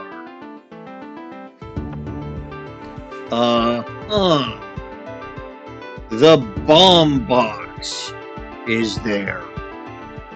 And we know whose number that is. Apollo's assault photo updated. Why didn't they? Oh, I guess they just gave the second page. I guess that makes some sense. Huh? What's that hunk of metal? We know what that hunk of metal on wheels is.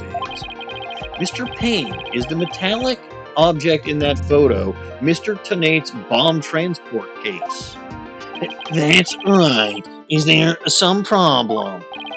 Ah, yes. That transport case was there in courtroom number 4 when the bomb went off. It must have been there ever since. Oh, that's it? Ms. Woods, have you remembered something? Yes, I just realized. Its position. It's different from before. Its position? The position of what? The position of that big metal thing. The bomb transport case? Yes, when Apollo and I went there, it was in a different place. Where the case is in the photo was open space, so it was easy to search the stand. I see. So where was the transport case when you and Mr. Justice saw it? As I recall, I think it was more to the right. To the right? Then that means, in that case, the case was over there at the time of Apollo's attack. Who cares where the transport case was when? What difference does it make? It has nothing at all to do with what we're talking about. Objection! Where the transport case was has everything to do with this discussion. In fact, it's so important that it's enough to turn the prosecution's argument on its ear. What? Well, that certainly sounds very relevant indeed. And you sound as though you know where the case was at the time of the attack. Yes, Your Honor, this diagram represents the crime scene as shown in the photo. And this is where the transport case was at the time of the assault on Mr. Justice. All right, I have this. The bomb transport case was here at the time of Apollo. Well, it was further to the right, and we know that this is further to the right, so it was over where it says Woods. Your Honor, I assert that this is where the transport case was at the time of the assault. But that's... inconceivable. Ms. Woods, was this where the transport case was when you saw it? Yes. Yes, that's where it was. Thank you, Ms. Woods. I'm sure the court has noted an interesting fact about this position. The transport case covers up the writing in blood. Exactly. If the transport case was in that position at the time of the assault, then no message could have been written there because the case was in the way. Of course, all Payne has to do is say that Woods is lying, but... which leads us to conclude that Mr. Justice couldn't have left that bloody writing. Objection! Objection! But why should we believe... See, this is exactly what I figured he would do. But why should we believe the defendant's claim that the case was in a different position? She is obviously lying. Objection! Objection! The fact that the case was moved after the assault on Mr. Justice is proved by more than Ms. Woods' testimony alone. What? And where is this proof you're talking about? It's right here on the crime photo. I'm keen to see this proof myself, Mr. Wright.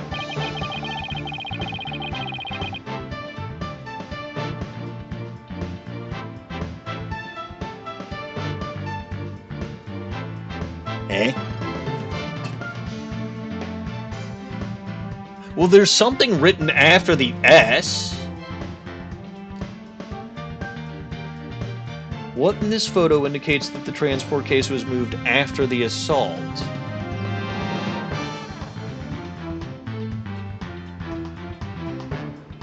I mean, yeah, there are in fact marks on the floor, but those marks...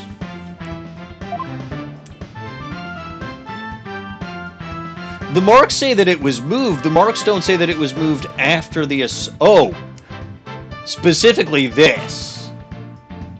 Because it's a mark over Apollo's bandage, right? The tire tracks are here. But the tire tracks just mean, or whatever, that it was moved at some point. But specifically, the mark being on the bandage. Please take a look at the mark that runs over Mr. Justice's bandages here. I see it, but what is it? The mark was made by one of the casters from the transport case carrying the bomb. As the case was moved, it ran over his bandages. In other words, the transport case was originally to the right of Mr. Justice. Then, after Mr. Justice was assaulted, the transport case was moved. What? Just as Ms. Woods said, the case was covering the writing at the time of the assault.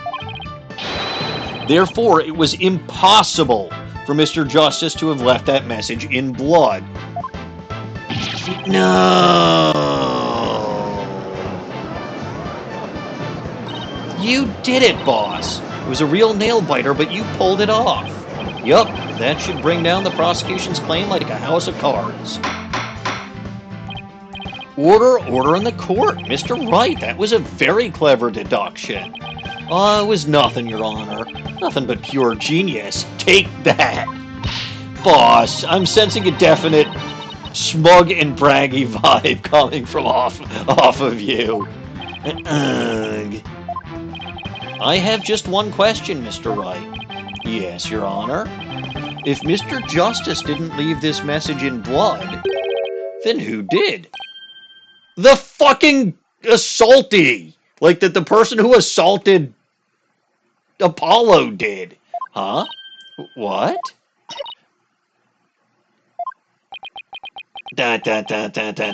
Oh. Well? Looks like I should have taken that train of thought through to the last station. Well, I've heard a lot about this. So this is Mr. Wright's famous bluffing technique, is it? Ah, this feeling. It brings back memories of the old days. Back when you carved out a name for yourself by bluffing your way through thick and thin. Gee, Mr. Wright, the judge kind of makes you sound no better than a two-bit con man.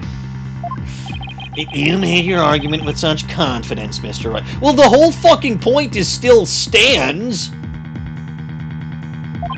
Now I'd like to hear your answer with just as much confidence. Hey, until the judge asked the question, you didn't catch on either, Buster. What now, boss? I hope you didn't bluff your way into a corner. Think, Phoenix, think. There must be a way through this. I have to dig my way to the truth somehow. Who could have written that message in blood?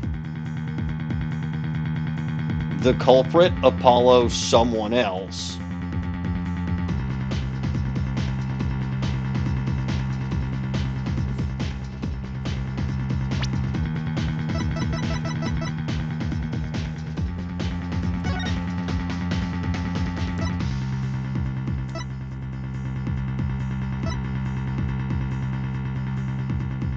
I mean, it's pretty clear, even from this image, you can sort of barely see it in this image, but it's pretty clear from this image specifically that there was more to it than just Woods.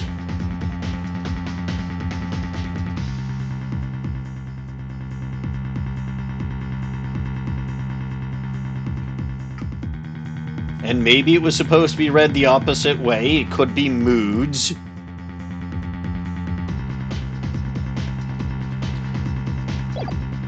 The culprit seems too easy. I'm gonna go with someone else just because. If it wasn't Apollo, who could have left the bloody message?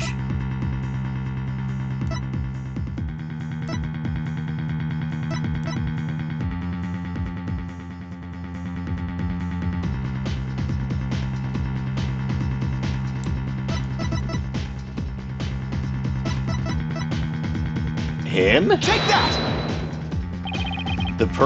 This person left the... Well, it's probably wrong. Yes? Boss. Of course you do.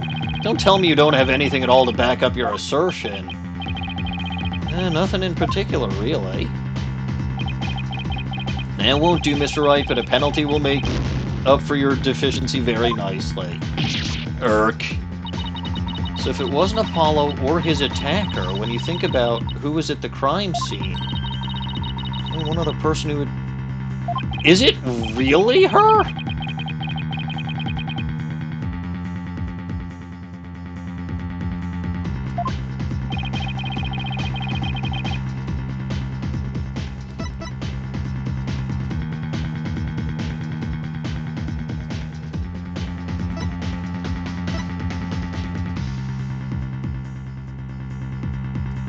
Who shed blood?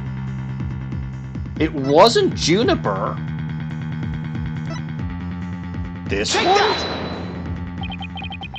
To be honest, I don't actually have any real proof of this, so it's going to go the exact same way that the other one did. But I've come this far, there's no turning back now.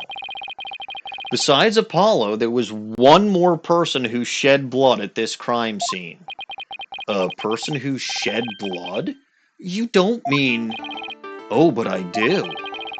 I believe it was Candace Arm who left behind this message in blood. What? What? Detective Arm? Are you sure you know what you're doing here? Not a fucking clue. Yeah, no. Objection! Objection! What kind of ridiculous assertion is that?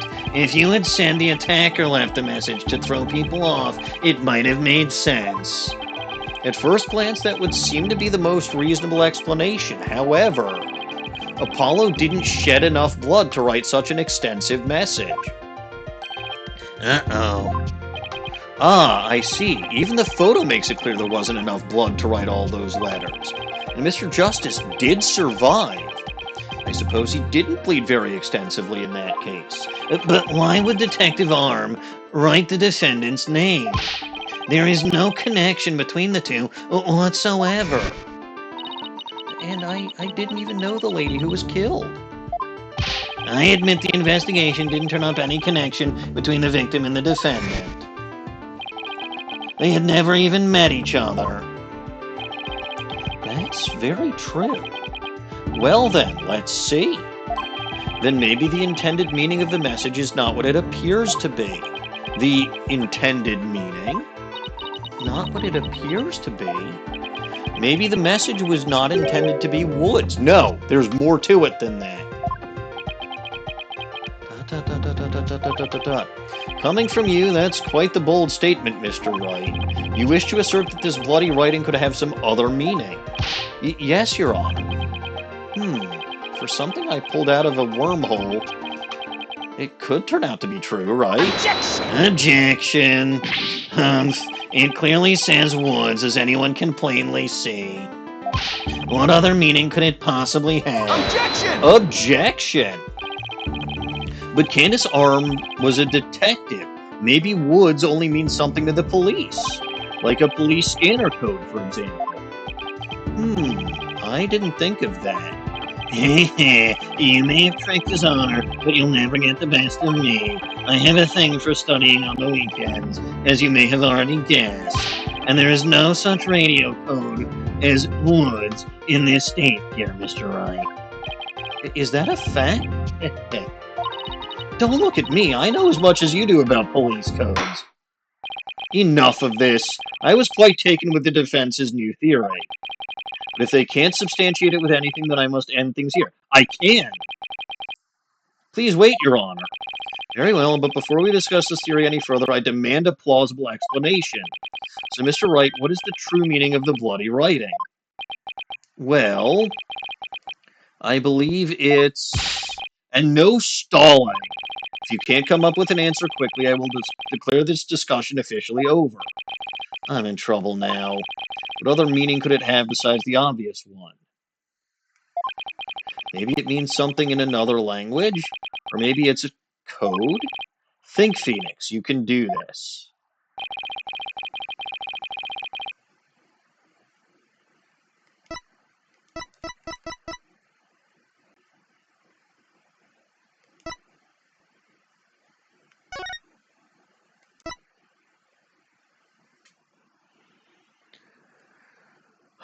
I mean, I want to say this, because again, this is what shows that there's more to it than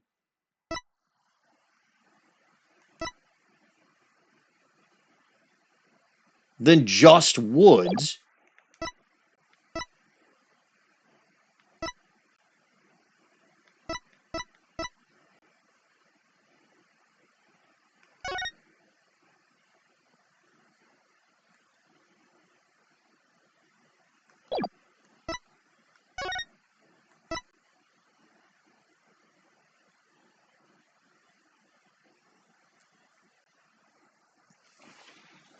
I know that right. That's the thing, Dino Guts, is I know there's something cut off, but that's not the question I'm being asked.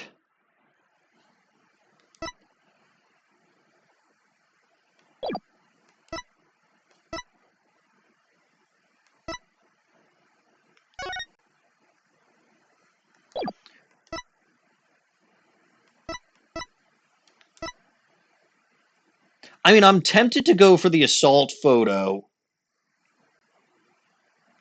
just because it at least shows that there's more to the writing than what we originally think.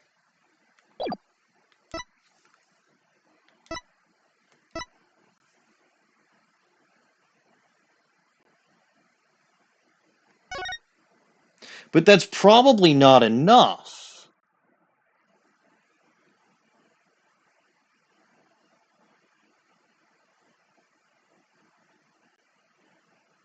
So what is this? This doesn't show anything either.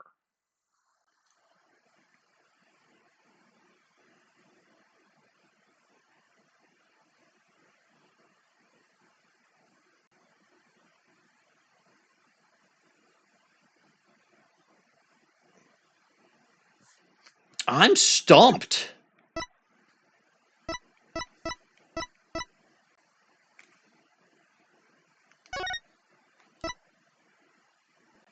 HH 3000 bomb, 10 inches height, 10 inches width, 10 inches depth, 12 pounds.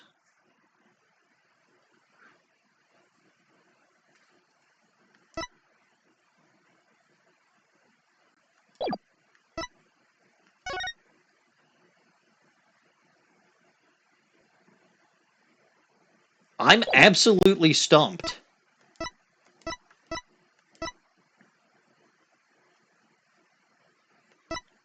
I'm going to go with my gut. Well, okay, I'm not going to go with my gut. I'm going to go with the only thing that makes any modicum of sense to me, which is the Apollo assault photo.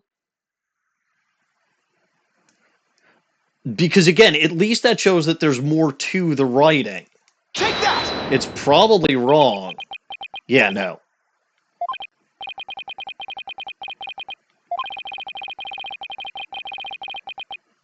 Yeah.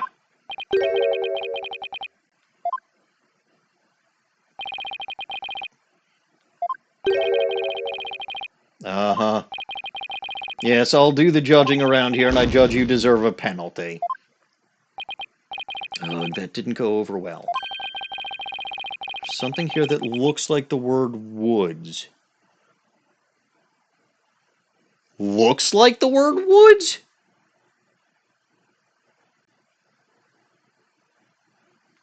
What? The fuck does that mean, looks like the word woods?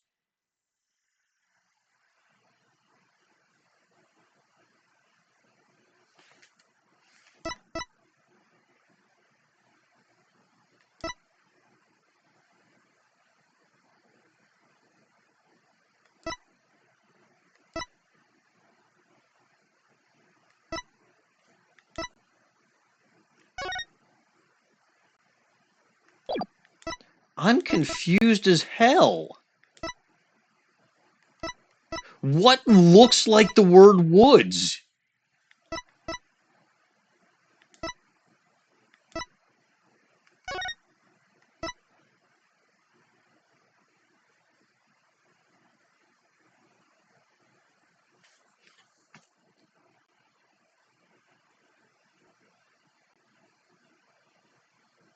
Nothing! Nothing looks like the word woods.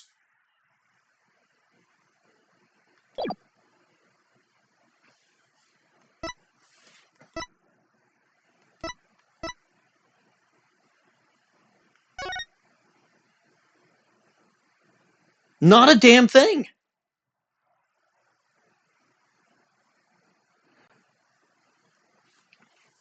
I mean, the O's could be zeros, absolutely.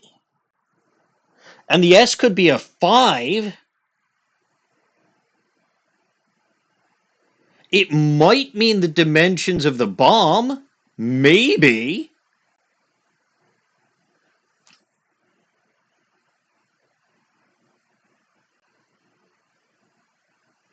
But it doesn't make sense as dimensions because W00 means no width.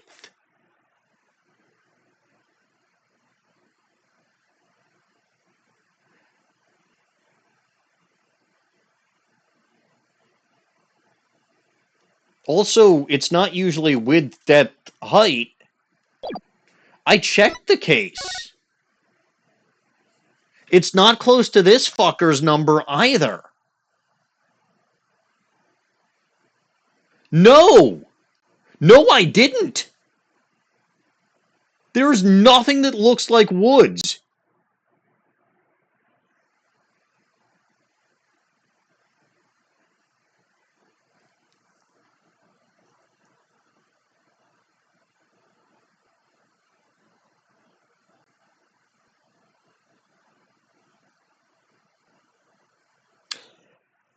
Unless...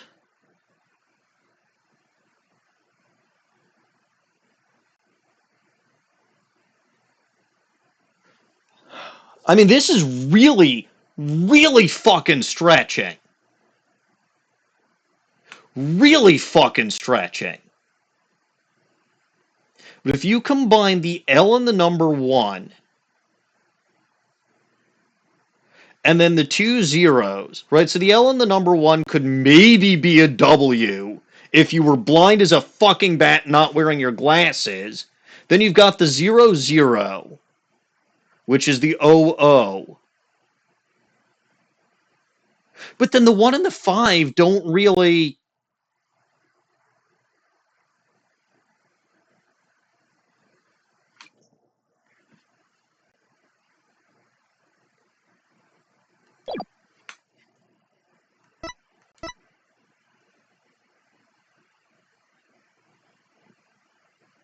And you'd think that the 5 would be...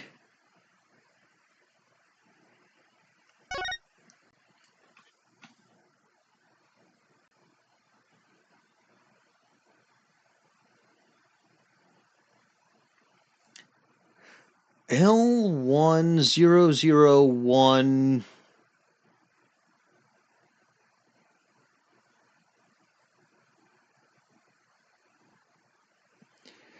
Maybe. Like, this is a fucking colossal stretch. If this is the case, and I will be fucking infuriated. Take that! Yeah. That is the biggest fucking stretch that anyone could have possibly tried. I call absolute fucking bullshit.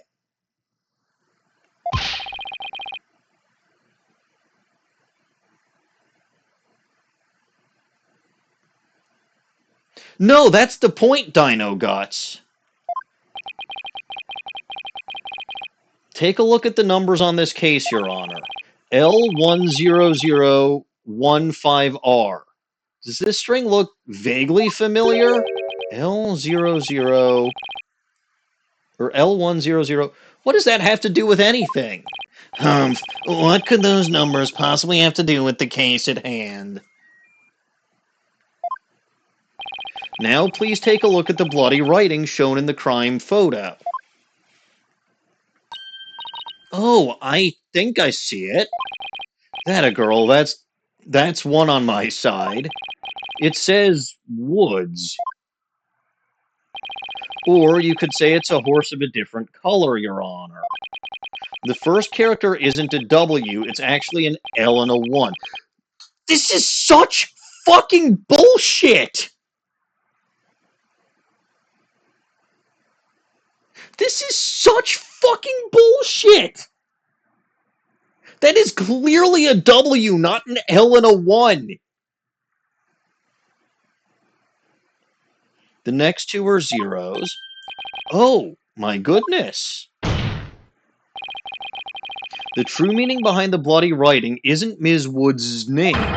It's the number engraved on this bomb transport case. Objection! Objection!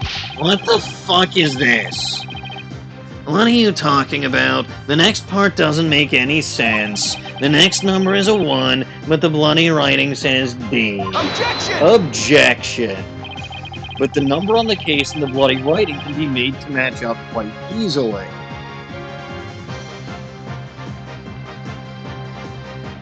It really does, Dino Gods. This is absolute fucking bullshit.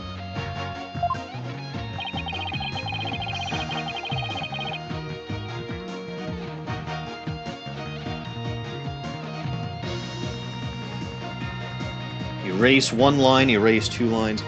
Hang on. I can't afford to get anything else wrong.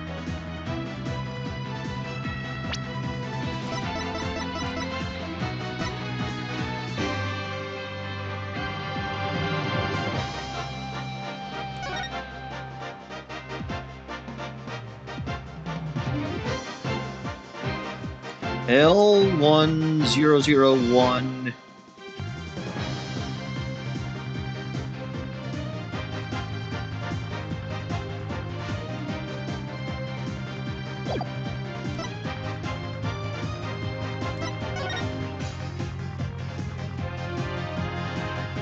I'm also not sure what they're actually asking now.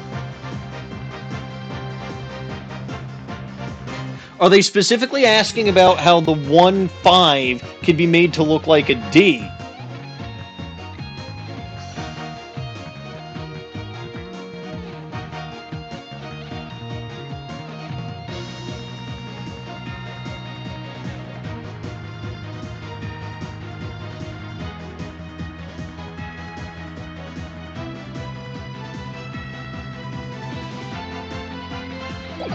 This whole thing is absolute bullshit.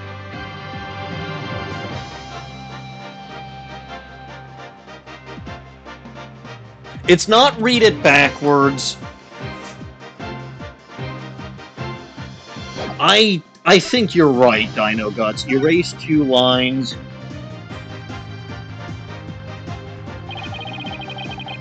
Please erase the third downward stroke of the W and the curved part of the D.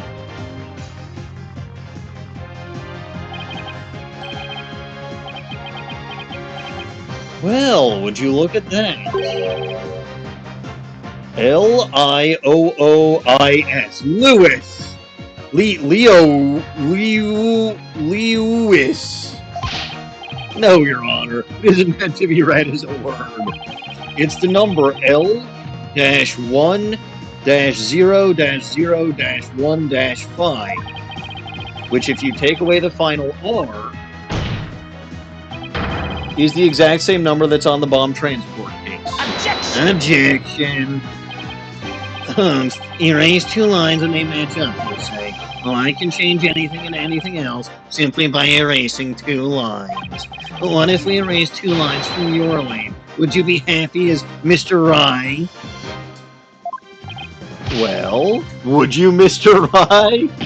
The only right spelling is W-R-I-G-H-T.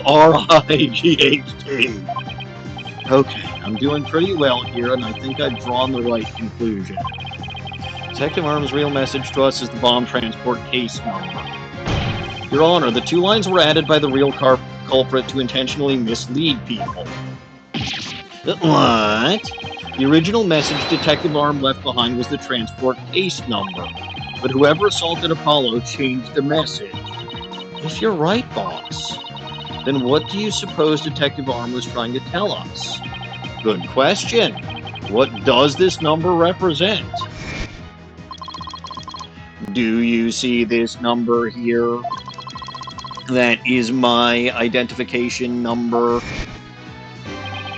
Candace Arm lost her life in the courtroom bombing. Her dying message could only have had one purpose. No. To tell us the name of the one responsible for the bombing. Well, don't keep us in suspense, Mr. Wright. Tell us who she was trying, which goes back to what I actually said earlier. Way earlier. Take that! The defense wishes to indict Mr. Ted Tenate on the charge of the courtroom bombing. Ted Tenate? Apparently, disabling bombs isn't Mr. Tenate's only specialty. Somehow the victim must have realized that he was the bomber. So when she was caught in the blast, she left his bomb transport case number as her dying message. She used Mr. Tenate's own ID number to finger him for the crime. Well, we've had Payne fingering Athena, or I mean, he definitely had access to the bomb. We had Payne fingering Athena and Juniper. Now we've got Candace fingering Tenate. A lot of fingering going on here. Objection! Objection. But why would anyone go out of their way to write an ID number? Wouldn't they simply write the person's name? He's got a good point there. What do you have to say to that, Mr. Wright? That only Detective Arm would know the answer to. That only Detective Arm would know the answer to that, but allow me to offer a theory. Perhaps Detective Arm couldn't recall Mr. Tenate's name in the heat of the moment. As I recall, this was the first meeting between the two. It's entirely possible they wouldn't have been familiar with each other. Or maybe using the ID number was a way to hide its true meaning from the real culprit, thus lowering the odds that they would erase the bloody writing. But no matter what the reason, the important thing is the meaning behind her message. Fact remains, she wrote Mr. Tenate's ID number. Objection! Now just one moment here. There hasn't been any proof yet that it was indeed Detective Arm who wrote it. Check the blood! Type the blood! The bloody writing wasn't found during the investigation after the blast. If Detective Arm had left the message, it should have been found at that time. Objection! Objection! Naturally, Mr. Tenate hid it before anyone could discover it. And there's a simple explanation for how he was able to do so. What? Mr. Tenate was able to cover the message up because he was the first to find the body. They could postpone it, but so they specifically said that Apollo doesn't remember anything about his search in the courtroom or who attacked him. So waiting until Apollo is fully recovered will probably take a while, or he may never regain that specific memory. The first person to discover the bloody writing was Mr. Tenate himself. I was the first one on the scene after the explosion. I went there to ensure safety, but I ended up discovering a dead body. You might have been AFK. That's why I wasn't upset. But I'm telling you, this is why they're not doing that, because Apollo doesn't remember or won't remember.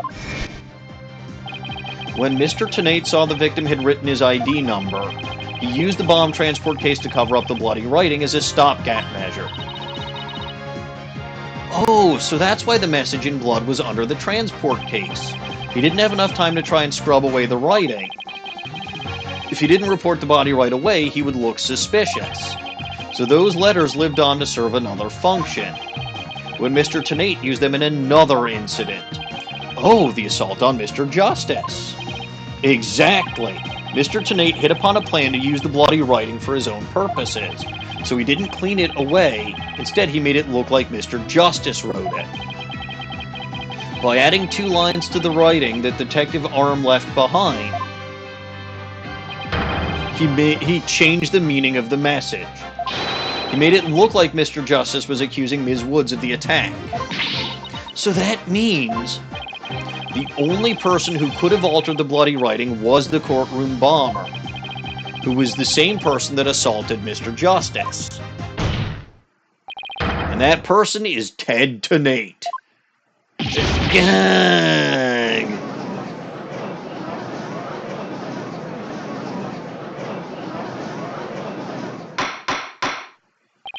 Order in the court! Order, I say! It looks like we will have to hear from the bomb specialist himself. Mr. Payne, please have Mr. Tenate take the witness stand. Yes, Your Honor. That was great, Mr. Wright. Just doing what I do best, which is flying by the seat of my pants.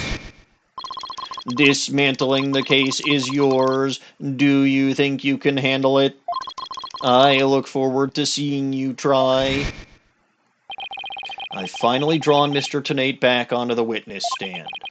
Looks like you'll get your wish, Gobble Man. Now watch me take your lies apart. To be continued? Oh, never mind. In that case, this is as good a time as any to save the game and end things off here.